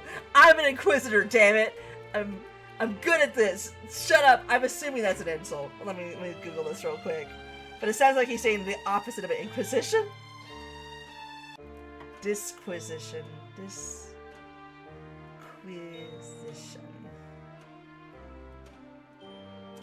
A long or elaborate essay or discussion of a particular subject. How dare you call me a blowhard even though it's fucking true? I like to talk. Is that a crime? Maybe it is. It could be. It could be. Certainly in the Empire. You can't just... But he can. And he proves that point by making his way out of the door to my small room before I can finish my sentence. I have the infuriating need to throw my journal at the door. Okay, alright, time to read. Okay, so festival organization. Mors Mortis organized this year's opening ceremony. Aqua hosted the welcome party. So that was the party last night. Okay. And Terra approved everything bureaucratically related to the event. Paperwork. Yeah. The aspects rotate through which one of them hosts the Dread Festival each year. There's an 800-page book called The Divine Rite of Wax located in the Great Library. It explains the history of magic and magic of the Dread Festival in great detail. Good to know. The Terror of the Elves has all the organizational documents for this year's Dread Festival in his office at the Enclave of the Gods. We have permission to visit him and check them out. As the oldest of the aspects, Mors Mortis should have the most detailed knowledge in the festival's organization. True. Schedule. The easiest way to see who the culprit is by catching him in a lie. I plan to start my investigation by corroborating the timetables given to me by the suspects. Aqua says he stayed at the festivities until at least 1 a.m. The Terra has stated that he and the Aqua stayed at the embassy until 3 a.m. I wonder if I'm accidentally getting information from all the conversations already. Yeah, it might be a little glitch here. Yeah, that's fine. I'll go ahead and read it as I am. Spoilers. And the Aqua stayed at the embassy until 3. Oh, so Terra was also partying last night. They left once the general retired for the night. I made a joke about I rumpled hair in my breath earlier, about like, well, maybe he was threesome. The open aspects of water and earth spent the night together. Oh God, okay, so I was okay. All right, okay. Yeah, we're definitely getting some more information than I think we were supposed to. Yeah. Well, okay, so we gotta corroborate the stories. Be like, were you fucking? I guess. Aqua and Terra separate for a shower and a change of clothes before the opening ceremony at the Dread Festival. Whatever reason for Terra's tardiness at the opening ceremony, he seems reluctant to share. Yeah. There's no way. So I'm getting maybe stuff from Terra's conversation? I think so, yeah. Yeah, because nothing about Mors Mortis's, like, where he was at the party when he left. Nothing about when the general left. So I'm accidentally getting Terra's. So maybe we do Terra next, I guess. Whoever was responsible for the disaster of the festival opening released only one god. Why? Babare, the goddess of chaos, is the fourth child of the Arbor Pestis. According to written materials from the time, she was a menace on the battlefield. Uncontrollable and like all other gods, unkillable. She's been sealed away for over 2 millennia by the late aspects of the gods. There are secondary records of the goddess. The seals placed upon the children of evil are of ancient, complicated magic. There are likely very few who know how to remove them, the dead and the gods among them. The dead and the god. We know one person who can speak to the dead. That's true. Miscellaneous. Despite only being part of the 3 Dread Festival progressions, Aqua is confident he knows the mindset of an region well. 3 Dread Festival progress. So there's one every 20 years, maybe? Well, he's 60, so probably he didn't do one. When he was 1 year old. Yeah, 20, 40, 60. I guess you do 20, 40, 60. Could be. There was some mention of him, like, being the newest. And He's the newest aspect. Yeah. Which makes sense for age, but could also be like. Oh, maybe you're not born an aspect. Could be chosen. But we'll have to find out more about that. The Terror ripped off Ignis's arm a few years ago. We don't even know who Ignis is right now. The General has a strong dislike for Aqua. I don't know where we get that, but I'm also not surprised. Actually, the General had some sort of weird thing of Mors Mortis. Yeah, they were certainly, like, at the very least, familiar with each other. Yeah. Wait, so far, only General Latimore Shandi. Okay, that sounds kind of, okay, so Chinese-ish? Do we know the Terra, the Aqua, the Mors Mortis?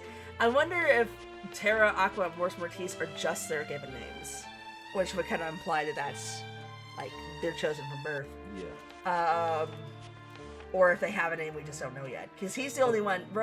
These are all their titles. Do we have lasting impressions of Aqua yet? No, we don't even have initial impressions in Aqua. Huh. So yeah, something got quirky with that journal entry. I'm assuming it's like not quite ready or something. Yeah. Okay. So I guess it seems like we have the most information about Terra, so we might as well make sure that's all filled in. Yeah. Ooh, it's almost 9. Yeah, it's getting late for me. Sorry, man. I'll try to get a little faster. I tap my pen against the desk as I try to structure a plan. I'm a political journalist, not a detective. I should be reporting on the strong relationship between the Ares Empire and Quil-An Gilar. I should be watching the journal gallivanting alongside the aspects, drinking wine, smiling politely, and just writing. Instead, I somehow find myself spearheading an investigation that could not only spark a war between two nations, but also result at the end of my life. I can feel the nerves in my stomach like worms, eating me from the inside out. I should have skipped breakfast, and at this rate, I might skip dinner. You alright? You look like you want to murder your journal. Which I do not recommend, by the way. It looks like a nice journal. I like this guy. Murdering journals is a crime. A thought crime. I find myself torn from my thoughts by a voice I'm quickly growing acquainted with. Its owner leans against the open doorway, strong arms crossed in front of his chest. Man, I like him. I knocked several times, but you didn't respond, so I let myself in. It took me a moment to realize that he was waiting for me to respond to his earlier inquiry. Not really. He hums, his eyes studying me briefly. His gaze was piercing, as though he could see through every little lie. Please, feel free to take a seat. I motioned to the chair in front of my desk and watched Terra's gaze. Alright, so Aqua just gets his own chair. Got it. And watched Terra's gaze flick briefly to it before moving back to me with a raised eyebrow. I don't mean to be disrespectful to your embassy's choice of furniture in saying this, but if I were to put my full weight onto that seat, I fear it won't hold another person ever again. And while I have no issue paying for those damages, I think I'd rather spare your ambassadors the embarrassment. A giggle escapes me as I process his words. Imagining the present ambassadors rushing over to apologize to the elves' terror for their inadequate seating arrangements sounded like something of a local comedy skit. Alright then, on to the hot topic at hand. Did you notice anything unusual happening in the hours before the incident? Why were you late on the morning of the incident? Who do you think is responsible? Did you notice anything unusual? No, I was preoccupied. Well, the journal is full for us. Why? Any particular reason? He chuckles and the sound inexplicably takes a load off my shoulders. Some demigod enchantment, perhaps?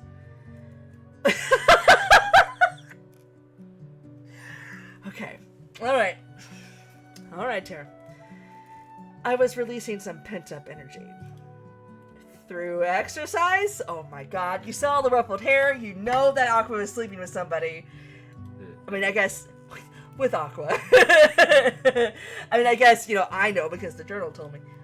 It takes great effort for me to keep my pen moving against the paper, but the writing turns into an unintelligible scrawl as his words sink in. His expression is proof enough that he isn't teasing me. His lips are set into a firm line, his muscular arms crossed in front of his chest. After a few moments, when I'm certain my voice and expression are schooled, I continue that line of questioning. So you're each other's alibi? Is this a No, we are not asking how much they fuck. No. That is not polite. That is definitely not polite. Yeah, now is not the time for politeness. Your neck is literally on the line. My neck is on the line, but I don't need to know if they fuck a lot to solve this murder. Why would I need to know that? That just sounds like I'm creeping. Would you like me to be a common occurrence in the... How long were you together for that evening?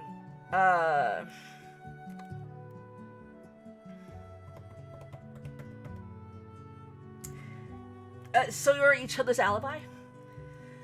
I suppose that's the case. His eyes flicker briefly away from me, and his tail lowers to the ground.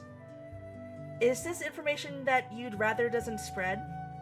The tension melts away as if I dredged it up. He chuckles at my question, and I find myself watching the muscles of his abdomen as they tense. You're a funny one. Nobody in this city cares who does what and with however many partners, as long as it's not in the streets. So you're saying there's a chance? Actually, wait, I think the Kickstarter did say there was like a polyamory option. Wait! I was joking! I think that might be a stretch goal. Hold on. I'm gonna switch to Crow real quick, and I'm gonna actually look at this because I'm really curious. Where did I see this? It's Aqua. Terra. Player character. Psychology setting. Gameplay. While you're looking this up, I'm gonna... Okay. Yeah, I'll be right back. Okay.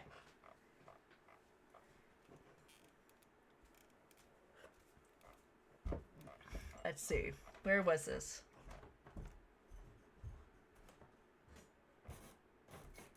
Chase a cloud.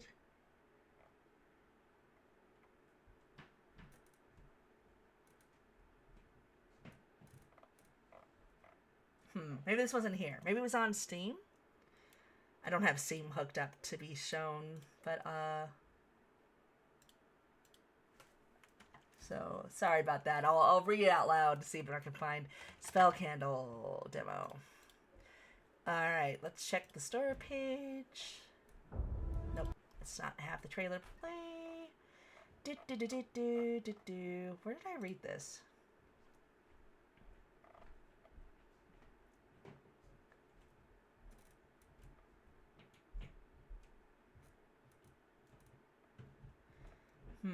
Four romance routes.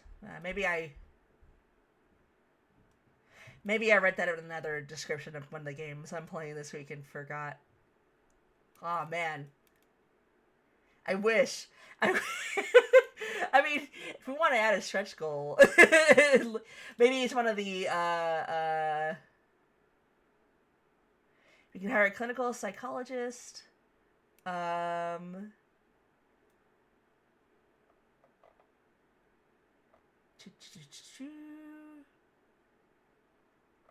Yeah, that might be I read that for a different deal, a different game or something.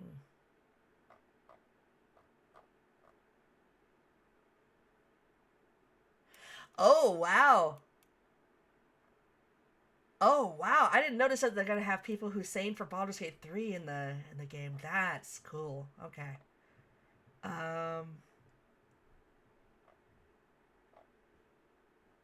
Yeah, no. I don't know how I hallucinated that. I might have seen it for another game somewhere. Or maybe I did read it somewhere and I'm just not finding it right now. But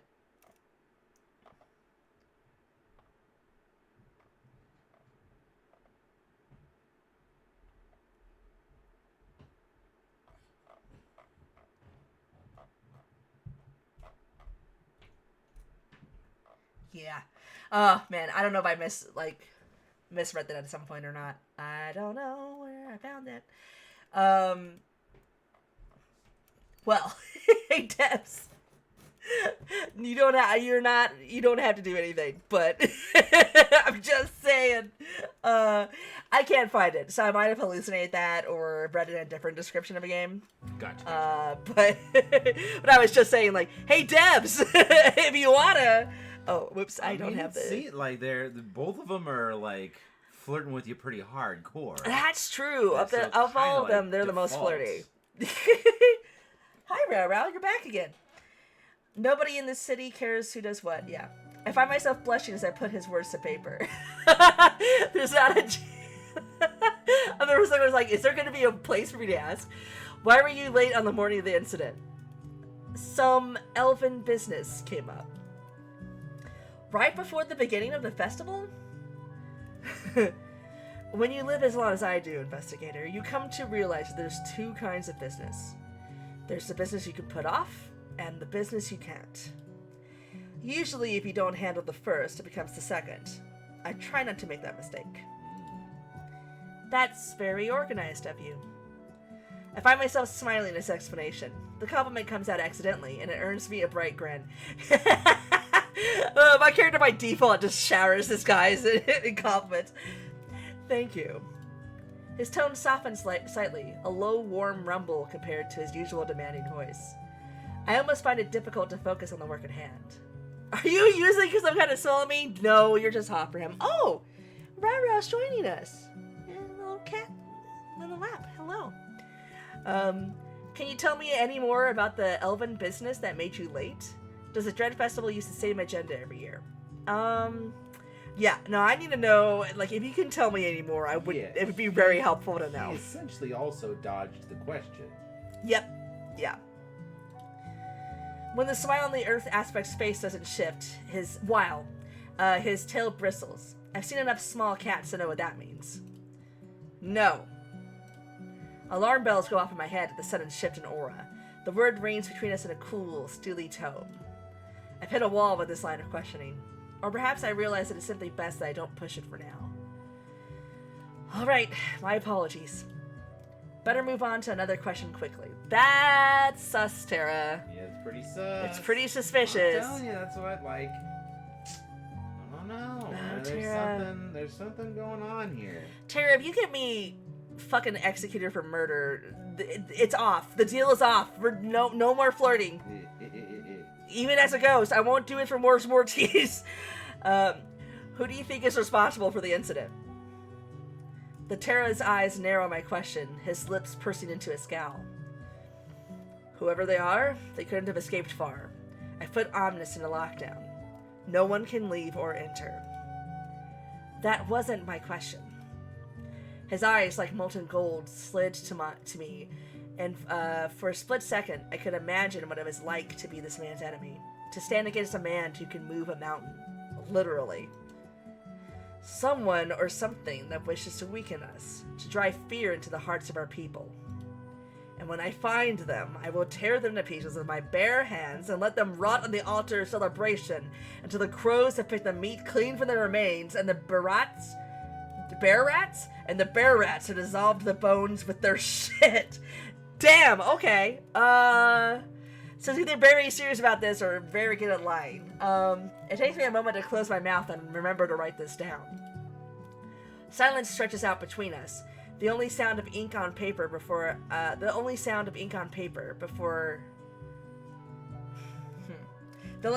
is of ink on paper before I look up at the demigod before me, another question in mind. Can a lockdown hold a child of evil? Is there any chance that one of yours betrayed you? What could anyone hope to gain from ruining the opening ritual? I think that's a great question. I can't figure out why anybody would want this. Yeah, this is a this is a fairly apocalyptic thing to do. Like, to weaken our alliance is the only thing I can think of. So somebody who's racist, I guess? Like, I don't... Yeah. Because it doesn't benefit the humans. Yeah. Because, like, apparently this is a very tragic, very deadly war that we've been doing for who knows how long. At least 2 millennia. Yeah. I think it's a great question. What could anyone hope to gain from ruining the opening ritual? Yeah. Attempting to sow the seeds of panic and fear in our people is futile. Most of them have lived too long, are too emboldened by their love, faith, or hope to truly let one minor attempt on their lives shake centuries of mental and emotional training. So you believe the goal of the events is purely to free the goddess? That, or to shake Mors Mortis's position in our society? I pause, having completely missed this angle. Why would anyone attempt to damage the reputation of your demigod of death? Everyone tends to fear what they cannot understand and hates what they cannot control. Mors Mortis has saved many lives, turned his district of death and afterlife into a sanctuary for survivors of the Eternal War. And this is a problem? I feel a semblance of horror crawl up my spine to the implied alternative. Some would call it a weakness. Would you? I call it hope. And I find it necessary. His undaunted response warms me, smothering the chill of horror of assurance. Maybe he is casting magic on me. Mm-hmm. A knock sounds on the door, breaking us away from our session. The Terra's eyes move from the door to me, his lips pursed as he steps away from it. For a man so famous for his control, he sure has no problem giving it away. I'd have expected him to answer before I'd blinked. It said he was dominant earlier, so I don't think that's what they're implying, but Come in. The door creaks open and I find myself looking at a handsome, lithe, silver-haired elf who offers the Terra a low bow. Alright, so not Aqua. Allura? You are needed in the square to help set up the fire dancing festival in Natura. Oh, his name is Natura? No, it's another one of his titles, isn't it? Hold on. The Angel Phoenix. Wait. We have heard that before. We have heard that before. Maybe it's just a general. I think it might like be a general title for the aspects. Earth and nature. So it's, I think like that's the like natura, like kind of that kind of idea. Yeah. I don't know. It was mentioned somewhere. Yeah. I'll maybe find it here in the journal later. Of course, I'll be right there. Though I am annoyed by the interruption, I nod my head when Tara's gaze returns to me. I will see you at the fire dancing then, investigator. Do you have appropriate clothes for the event? Probably not. I find myself caught off guard by the question. I'll have some sent to your room before tonight then. Are you always buying strangers whole new wardrobes? I know that's not in the tone that's meant, but usually only those that ask nicely. Oh, so I just get special treatment then. His grin stirs in me something fierce. Natura! I'm coming, Allura. He's out of the door before I can poke at his words, leaving my brain scrambled of information in my stomach with warmth. So, Aqua has a brother and a sister. I just remembered that. Oh, yeah? At least metaphorically. Well, he said stepmother, too. No, so he has a family. Yeah. So maybe somebody, if that's actually his given name, maybe that's somebody that knows him well, like a family member or something.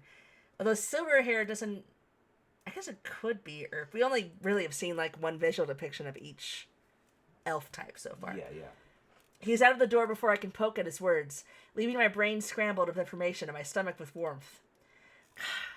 I just realized I'm just a mark for anybody that's nice to me right away. Yeah.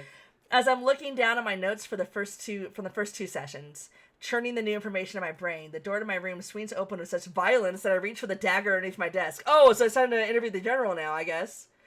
For a second, the shadows grow deeper, darker, and I wondered if they've moved on their own before the general marches into my room and announced, Yep. Fucking knew it! Okay, fine, we'll talk to you. Hold on. Hold that thought. Let me look at my journal now. So let's see. Aqua has the welcoming party. The Terror of the Elves had all the organizational documents. We have permission to check them out.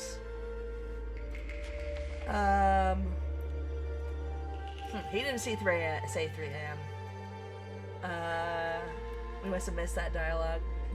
The elven aspects of water and earth spent the night together. They spent a temporary for a shower. Yeah, those are more details than what we actually got from the document. Yeah. But a reason for Terra's tardiness to the opening ceremony, he seems reluctant to share. Fare. That seems like all the same. Oh, this is new. Okay. Oh, wait, this whole tab is new. Considering the intense magical barriers surrounding Omnis, it is impossible for any sleeping to be responsible for the incident we experienced. Sleeping. I wonder if that's the ghost? Is there a deceiver among our delegation, or does the Elven capital hold traitors within his heart? The Aqua alluded to believing the incident was an inside job. The aspect of Earth has put the city of Omnis into lockdown, and nobody can leave or enter. The Terra has promised that he'll have every resident present at this morning's Shred Festival questioned by stone carving. He didn't say that. Okay, so it's just gonna updating kind of information willy-nilly right now. I'm sure that's something that'll be fixed by the time it comes out. The strongest believes... The strongest? Oh, okay. The Terra, got it. Believes that the incident might be an attempt to shake Morse Mortis's position in Elven society. We did see that. Yeah. I'm guessing some of these are like down different paths we didn't take. And maybe right now it doesn't necessarily keep track of what path you did. They're just kind of throwing it all in there. Yeah. The Shadow Master interrogated the members of the Arisian delegation and found that the criminal responsible for the escape of the goddess wasn't among them. This leaves the aspects of himself and me as the main suspects. How does he know that, though? Like, he could be lying. I bet I can't apply that he's lying, though, or I'm dead.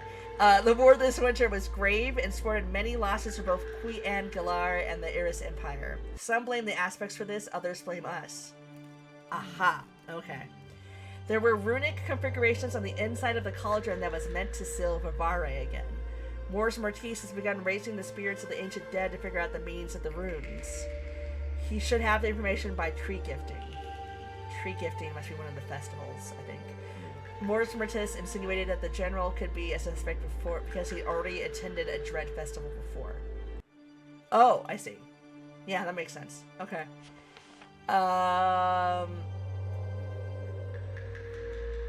Okay, yeah, this is... So it seems like right now, only, like, if we get the section, then we just get everything. With 4 quick strides with his long legs, he reaches to my desk, his tall form blocking out the rays of sun from the nearby window like a storm cloud. Alright, so I'm getting the impression that everybody except maybe Aqua is taller than me. A thick stack of papers is deposited unceremoniously onto my desk, and it takes everything within me not to wince as I notice the smudges of various shades of red and brown along with the inky scrawl upon them. I put the dagger back in its desk sheath and make up to get up and bow, but he raises a hand to stop me. Oh, I just heard the voice. Okay. I will not stay. You better! I have taken up the task personally questioning everyone from our delegation who prayed in front of the wax this morning. Okay, so that's where this information comes from. I feel the blood drain from my face as my eyes flick between him and the stack of papers before me. Oh, he's giving me all the information on that. That helps, I guess. I clear my throat to help find my voice. And did she find anything of note? His eyes narrowed with unfiltered annoyance. No. He turns around, heading for the door just as abruptly as he'd entered through it, each step increasing the anxiety settling on my shoulders. Question him! Shadow Master, with all due respect, I would also like to ask you a few questions. My breathing halts the moment his footsteps do. I remind myself to count to 10, to move, to show signs of life as he levels me with one of his famous glares and the shadows in the room darken. Oh, God.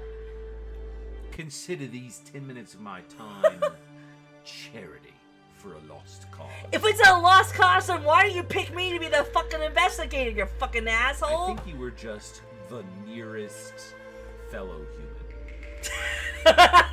God damn it. My breathing resumes with a huff, and I am quickly reminded of my dislike for the disrespect of the ruling generals of Ares. Annoyance washes over my fear, studying me as I flip open a new page of my journal. Let's see. You've been to the Dread Festival before. Did you notice anything different in its setup this time around? Who do you think is responsible? What do you think was the aim of of whoever is responsible for this? Basically kind of the same questions. So I'll go, huh? This first thing, it seems like we always get to ask all 3. Yeah, so I just do it in order, because it might be, like, kind of logically meant to be that. The elves knew Aqua through the welcoming party yesterday night. He reeks of trouble. New Aqua. So, was he not the Aqua the last time he did the festival? That's what I'm beginning to You know, suspect. it's probably not every 20 years, because he's 31, and he's done this a couple times before. Yeah. Okay. I raised my eyebrow at the observation as I scribbled a pointless answer down. Perhaps the Shadow Master used salty wine and trouble interchangeably. I wouldn't be surprised considering the stuck-up pizzazz. Hey, I've been saying. Could you elaborate?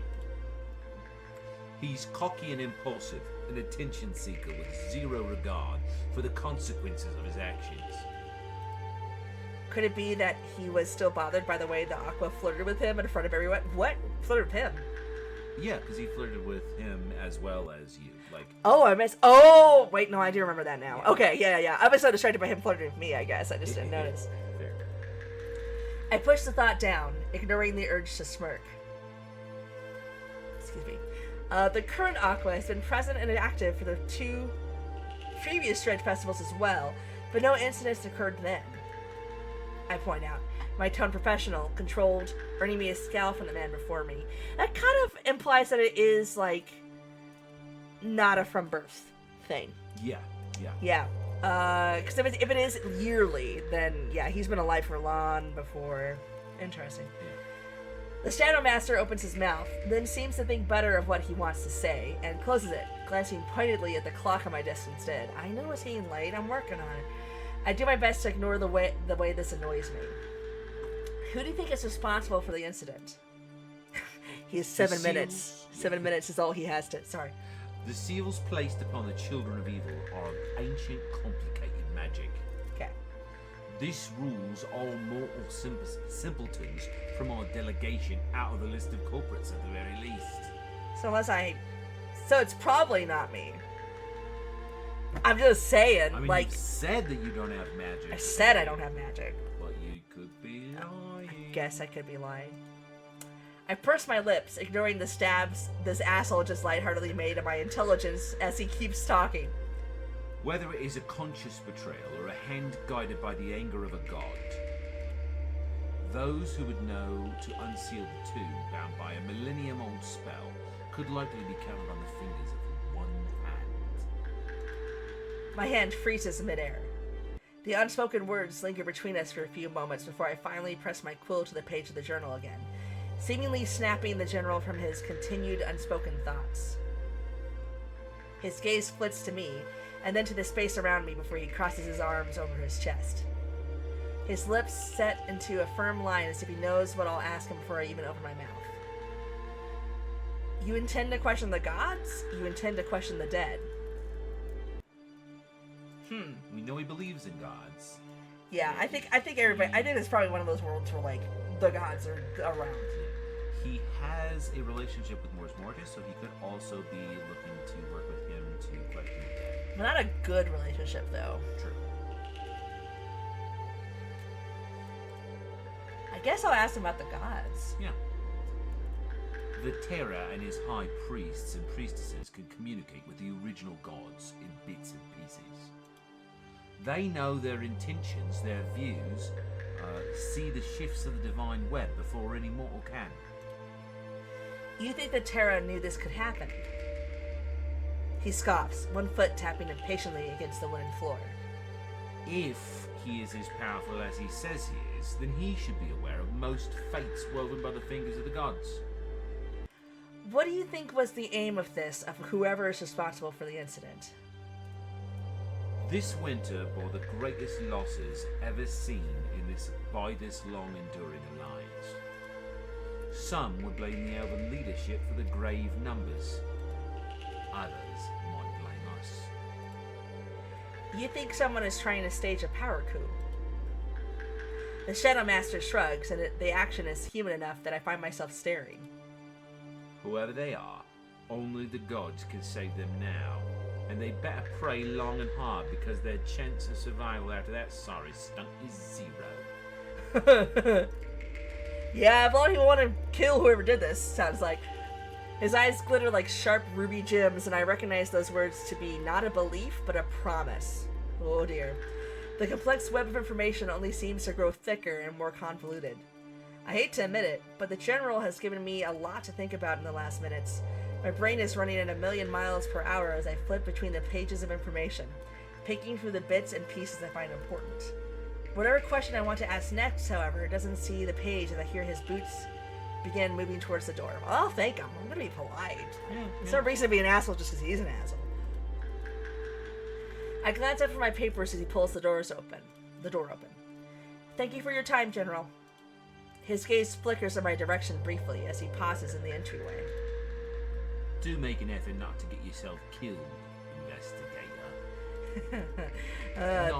Sorry. I was just going to say a bit of a Darcy, I think. Not everyone loves obnoxious butt-ins meddling around their business. Obviously. Well, you're the one that put me in this position. Definitely slaps up kiss. He steps out and shuts the door behind him, leaving me staring indignantly at the space he'd just left. My earlier bout of fear completely forgotten, now replaced with a warm, boiling rage slithering underneath my chest. If I wasn't in an embassy building, I would scream. What a fucking ass! Sela, Pur, and Lobak give me strength. Hey, we got some names as gods now. Okay. Who do I investigate? Gotta be Morris and Mortis. Yep. My head feels like it's swimming as I attempt to piece everything together. I guess you can see if there's anything. Oh. Elven abilities. All three aspects have abilities that should help them figure out who the culprit is, so why haven't they done so yet? Aqua possesses an ability called Empathy, which allows him to sense the emotions of those around him. Okay. Elves' aspects included cannot lie? What? Oh. They can skirt around the truth, but they are cursed to be incapable of dishonesty by the sun god millennia ago.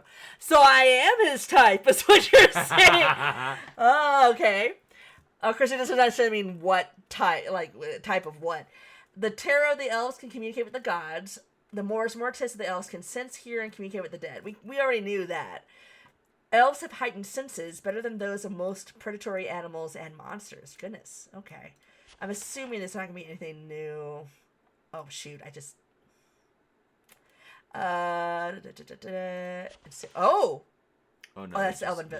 That's why I couldn't click next before, because we had it unlocked. Oh, so there's something after Elven abilities, then. I'm going to see. Oh, interesting. Yeah. Huh. Miscellaneous, I don't think it's supposed to be there yet. Yeah, it kind of goes all over the... Oh, is it... Huh, interesting. Okay. Huh, okay. Yeah. There's too much information. I feel restless. Oh, wait, shoot. I didn't realize that I'd accidentally... Okay. My head feels like it's swimming as I attempt to piece everything together. Nothing makes sense. There is still too much information I lack and too little time I have to figure this out. I feel restless, the squeezing of my stomach from nerves doubled by the rapidly growing hunger for something more serious than a cup of tea. I had breakfast. It forces me out of my chair into my door. With the amount of stress I'm under, if I don't eat anything, I might fall sick, and then I'd really have doomed us all. Earlier I was saying I wasn't going to eat dinner, but I guess I changed my mind. A light meal would have to suffice. Pulling the door open, I find myself staring back at two pairs of surprised green eyes. A snack. Sorry, I had to do it. Good. They set us up for it. I had to do it. It's true. The aspect of death, one dark hand pulled into a fist, seems to have just been about to knock. Instead, he clears his throat and hides his hand back under his lawn cloak. I've come at a bad time. He steps back, serene, entirely different from the previous burning display of anger at the city square. Oh, he's also Natura. Okay, yeah, so that's just like a title for all the aspects then. Gotcha. It's a right, Natura. I was about to step out for lunch. I see. Then I won't keep you with my presence. That won't work for me. I desperately need answers. I'm curious if he eats. So, would you like to join me for lunch? Actually, if it isn't entirely too bold of an invitation, considering the difference in our stations, you could join me? This way we won't waste time. Oh, it's fine. 4 green eyes blink at me and then scan me from top to bottom with distrust. For lunch. Whatever he sees in my following little nod seems to melt away his suspicions, replacing them with curiosity instead. He motions for me to walk ahead, and I do just that, a polite silence blanketing the space between us as we make our way to the embassy's canteen. Oh, is that in your way? Yeah. No worries. It is a small but well-decorated place with 3 rotating tables covered in banquet-style dishes for self-service. One tall window allows for daylight to enter, not capitalized daylight, to enter and envelop the whole room. When I move to sit into one of the comfortable wooden chairs, Mors Mortis is quick to pull it out from behind me, surprising me as he pushes it underneath me after. Would you be comfortable with having me sit beside you, or would you prefer to have me seated across? Oh, don't make me question. Oh, does he have a stigma that people think he'll kill them if he touches them or something, and that's why he wasn't dancing? I betcha. Okay.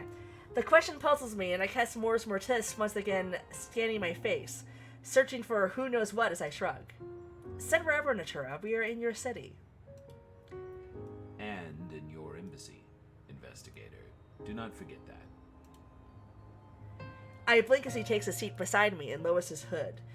The eyes on his cheekbones scan for the dishes on display. Ask away. So I do just that.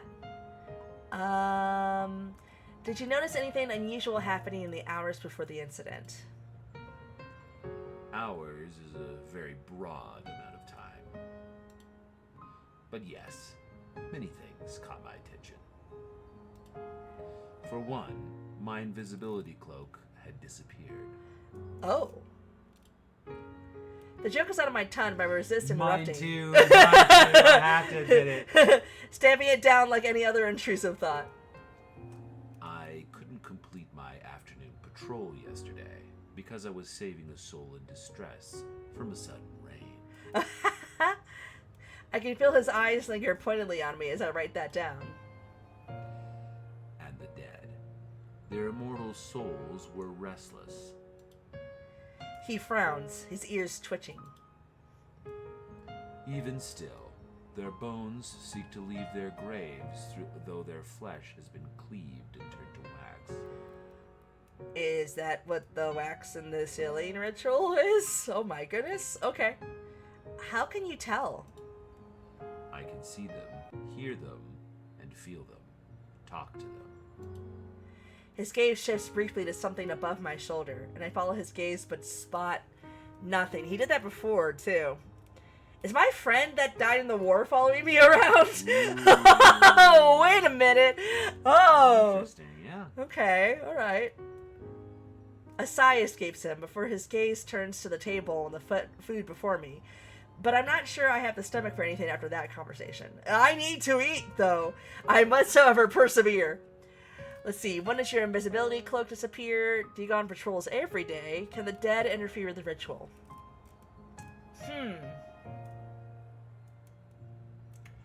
I feel like if the dead could interfere with the ritual, that would be a factor ages ago. Yeah.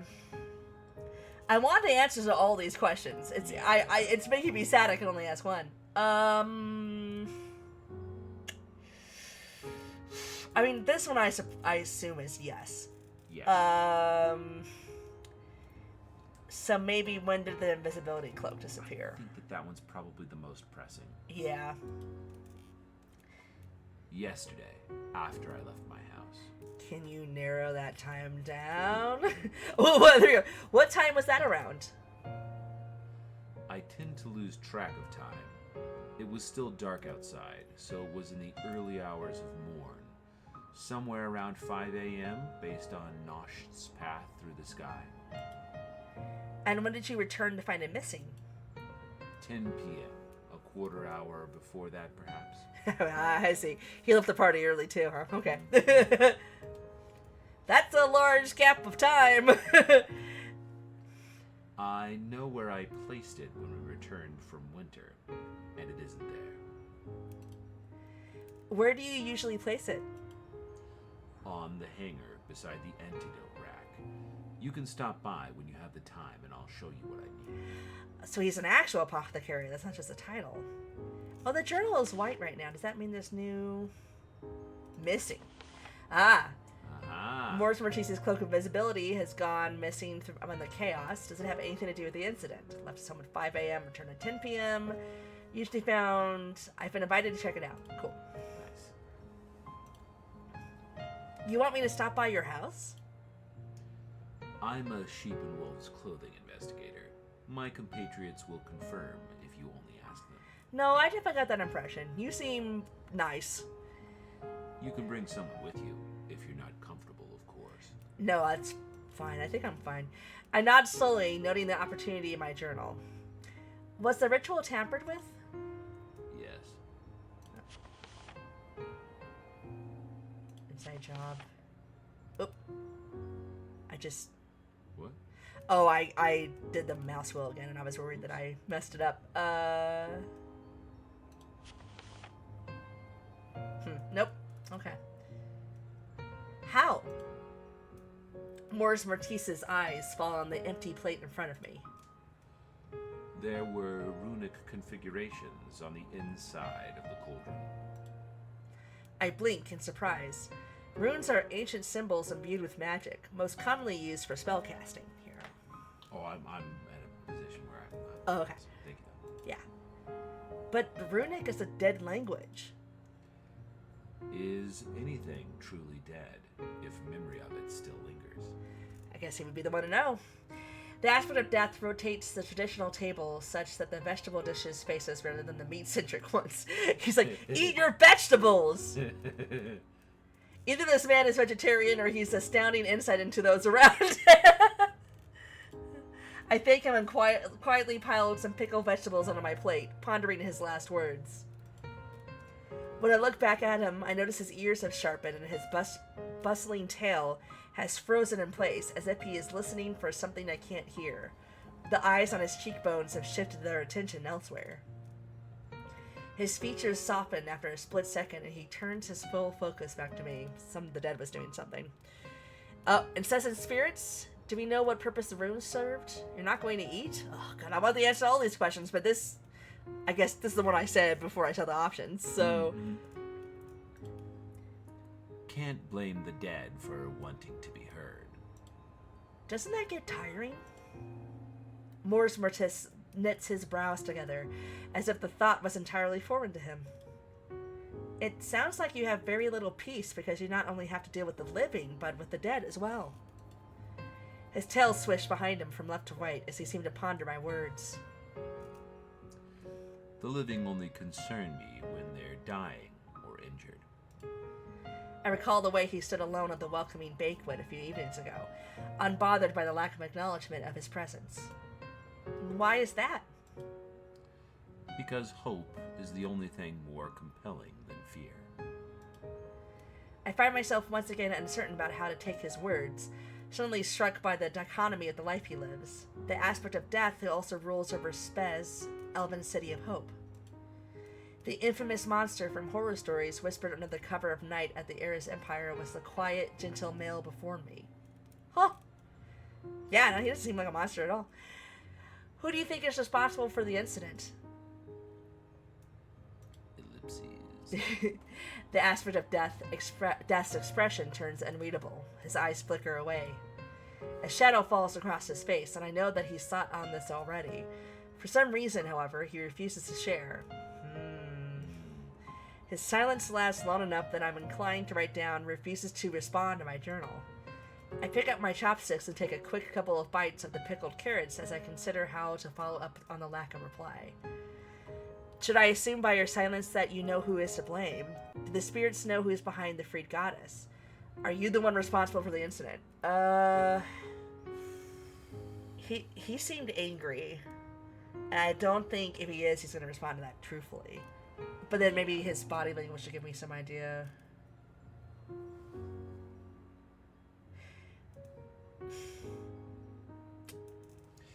I bet you that, like, since we have spoilers in the journal, I think the middle one, do the spirits know who's behind the freed goddess, will actually get us the response where he's like, I have a ritual that I can perform to, like, such and such.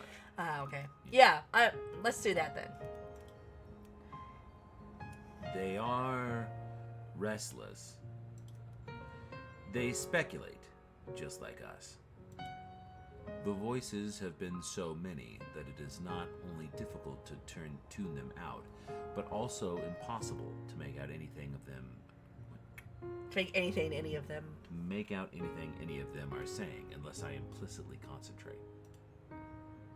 I need more time to speak with the city's roaming spirits, but when I have an answer, I will let you know. I should leave you to the pleasures within the plates. I barely had a moment to blink as the aspect of death rose from his chair and put his hood back on. His cloak carried behind him a scent of fallen autumn leaves and burning candles. He hadn't had a bite or a sip as he made his way to the door. I guess that might answer my question, does he eat? His eyes flickered once again to me and then behind me. Something of a smile crossed his lips. Remember, be a rat, not a lamb. The less meat on the bones, the less satisfying the prey. What? I'm sorry. Are you telling me I should eat less? What are you trying to say? The less meat on the bones. I can't tell if he's telling me to try to be more secretive or that I need to lose weight. I think he's saying don't stand out. I think I've already read that. Oh, that was actually about where I was going to say we would have to end anyway. Okay, well, I'm sold. This is great. I very, very much wanna play more of this game for sure. Do you already have a wish listed on Steam? I don't. I just didn't want to get distracted by the Steam page. I think I was worried it would show, but then I realized that I don't have it set up to show, so that's gonna be fine. But yeah, no, I'm All right. I am going to go ahead and start getting ready for bed. Okay. So have fun ending your stream. Thank you for having me on. It was Hell a good yeah. time. This is great. We should do stuff like this more often. This is fun. And I'm sure the butler did it, you know. You sure the butler did. We haven't asked the butler yet. That's a good point. True. Oh man. Okay. Well then let's go back to that Kickstarter page, shall we? Let's see, where's OBS? Here we are. I'll quit out the game. All right, so yeah, I'm backing this. Let me see. I'm guessing that it hasn't been updated since. No. Yeah. So I can conflict of interest maybe, but this is very much the type of game I'd be interested in already. So I'm very intrigued. I like the mystery aspect. All the characters, even though I'm joking about not liking the general very much, all the characters are actually very interesting. Dark Secrets Everyone Hides. I knew it. I knew there's something going on with Terra. I knew it. Yeah, this is very much my sort of thing, and I'm very eager to have this game when it comes out. I've already, I think, posted a Kickstarter on Blue Sky and on my Tumblr, but I just realized I'm not looking at Twitch, but yeah, it's I'll make sure to post it up again so that people can see it. I promised I would get the VODs for this festival up, so I'm going to do that. So that's going to be, I think Twitch rules say that VODs can only be uploaded on YouTube after 24 hours. But right now, because of my current status on Twitch, I can only have those up for a week. So I'll get them on YouTube so it'll be preserved, so that everybody has a chance to see this. But when folks give a chance to watch this, I really encourage taking a look at their Kickstarter here. I want this game to come out, and I want some of their stretch goals to happen. Let me look at the stretch goals real quick. I don't think I've actually gone over that. We've got, when we hit 25k, the game will be fully funded. 45k will have partial voice acting added, which is going to be great. I'm assuming Latimos is not going to sound like how my husband made him sound. That was great. 65k, they'll have an animated intro cinematic. They've already talked to the studio they're planning on working with. I think it's in here somewhere. Let me see. Oh, maybe it's after the stretch goal. Yeah, Chase a Cloud is who they're planning on working with. 100k, there's going to be a DLC female romanceable character named Raya, or Rhea. I think Raya, probably. Terra's right-hand woman, and Omnis's head banker, Raya. Oh, Raya was the one that... Oh, Raya was the one that showed up and was saying, hey, let's get going. Raya may be rather dense when it comes to romance, but she shines brilliantly when interacting with people both on and off the battlefield. Okay, yeah, so a muscle mommy with a kind heart. Man, I'd be down. I'm down. By popular demand on Discord and TikTok, meet Raya, Terra's right-hand woman and the head banker of Omnis. If you don't pay your taxes, she will happily and violently find a way to obtain them. Raya's story follows the original spell Candlewind, but takes a different path as she is certain she is not the culprit. Can you stop the mystery with her by your side? Interesting, right? Because she was one of the ones at the cauldrons. Does that make sense?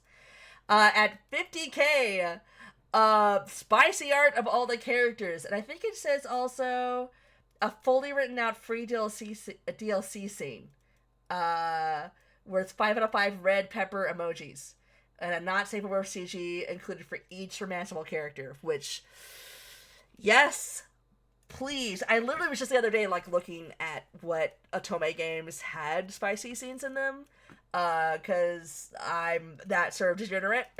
And yeah, I want more of that. So I'm really excited that that is a potential stretch goal. And then at 200k, they can be employed full-time to focus on the game, which would be amazing. And they can hire a clinical psychologist to help with the mental health aspects of the experience, expanding the soundtrack, and let everybody have a chance to make games full-time, which, that sounds amazing. The video game industry is tough right now, and we can give people a chance to actually get to do this as a job for a while. That would be so cool. And then they don't even know exactly what to do after 200k. They say mention voice acting and translation. Let us know what they know, what you know, what you want in the bonus stretch goals on Discord. So yeah, lots of great stretch goals, but let's try to at least get this 25k, y'all. I need this game. This is so much my type of thing. I'm really intrigued by it so far. The characters are really interesting. I gotta know more about this world building too. This kind of reminds me of another game that was kickstarted and is currently in development that I backed as well. What is it? It's in the festival. I'm blanking out on what it is. Oh, Untouched, I think. Not exactly the same thing, but a similar kind of dark fantasy world with a lot of world building and characters that all have something to hide. And so yeah, I've been really excited for that game. Now I'm really excited for this. I love that they're bringing more games with this sort of tone. I love cute, lighthearted stuff as well, but the more variety of art and tone we can get in this genre, the more excited I am. And it looks like, looking at the festival too, there's a lot of different type of games being represented there. I'm really excited to get a chance to dig in this more. Highly encourage y'all to check out the festival as well as its Kickstarter. And yeah, I think that's about it. This might be my longest stream in a while. But yeah, I am super, super excited for this game. I am so honored. Thank you to Monica and the folks at, I think it's Bottle Monster Inc. Let me check. I'm so bad at names. Yes, Bottled Monster Inc. is the studio doing this. Oh, and also, I forgot to mention, something I really love. They are committing to not using any Gen AI in this game because of the plagiarism issues, and also it's just, for them, it's going to be a lot easier just to do it hand-drawn anyway. I'm in full support of that. I'm super, super excited that they've confirmed there's no AI. The art is gorgeous. The writing is fantastic so far. They don't need it, at all. It really shows that, a lot of this stuff just kind of shows that, you just need, the creativity of people to make something special like this. But yeah, definitely check out this Kickstarter. Thank you so much again to Monica and Bottled Monster Inc. for giving me a chance to stream your game and letting me know about it. I'm super excited. Thank you for watching. For those that watch the VOD later, thank you so much for checking it out. And I should mention, apologies for not having the schedule for the rest of the festival done yet. I didn't get my work schedule until Saturday last week, which is the latest it's ever been. So that I had planned to try to get the schedule done last Thursday, and that threw off my whole, plans. So, I'm actually, literally making a plan tomorrow that I'm gonna bring my laptop to the library, pick up something I need to pick up, and then spend that's my working day, and I'll get the schedule done and get it up. So apologies for that. That'll be out and ready for everybody else. I'm gonna try to cover as many games as that have reached out to me as possible.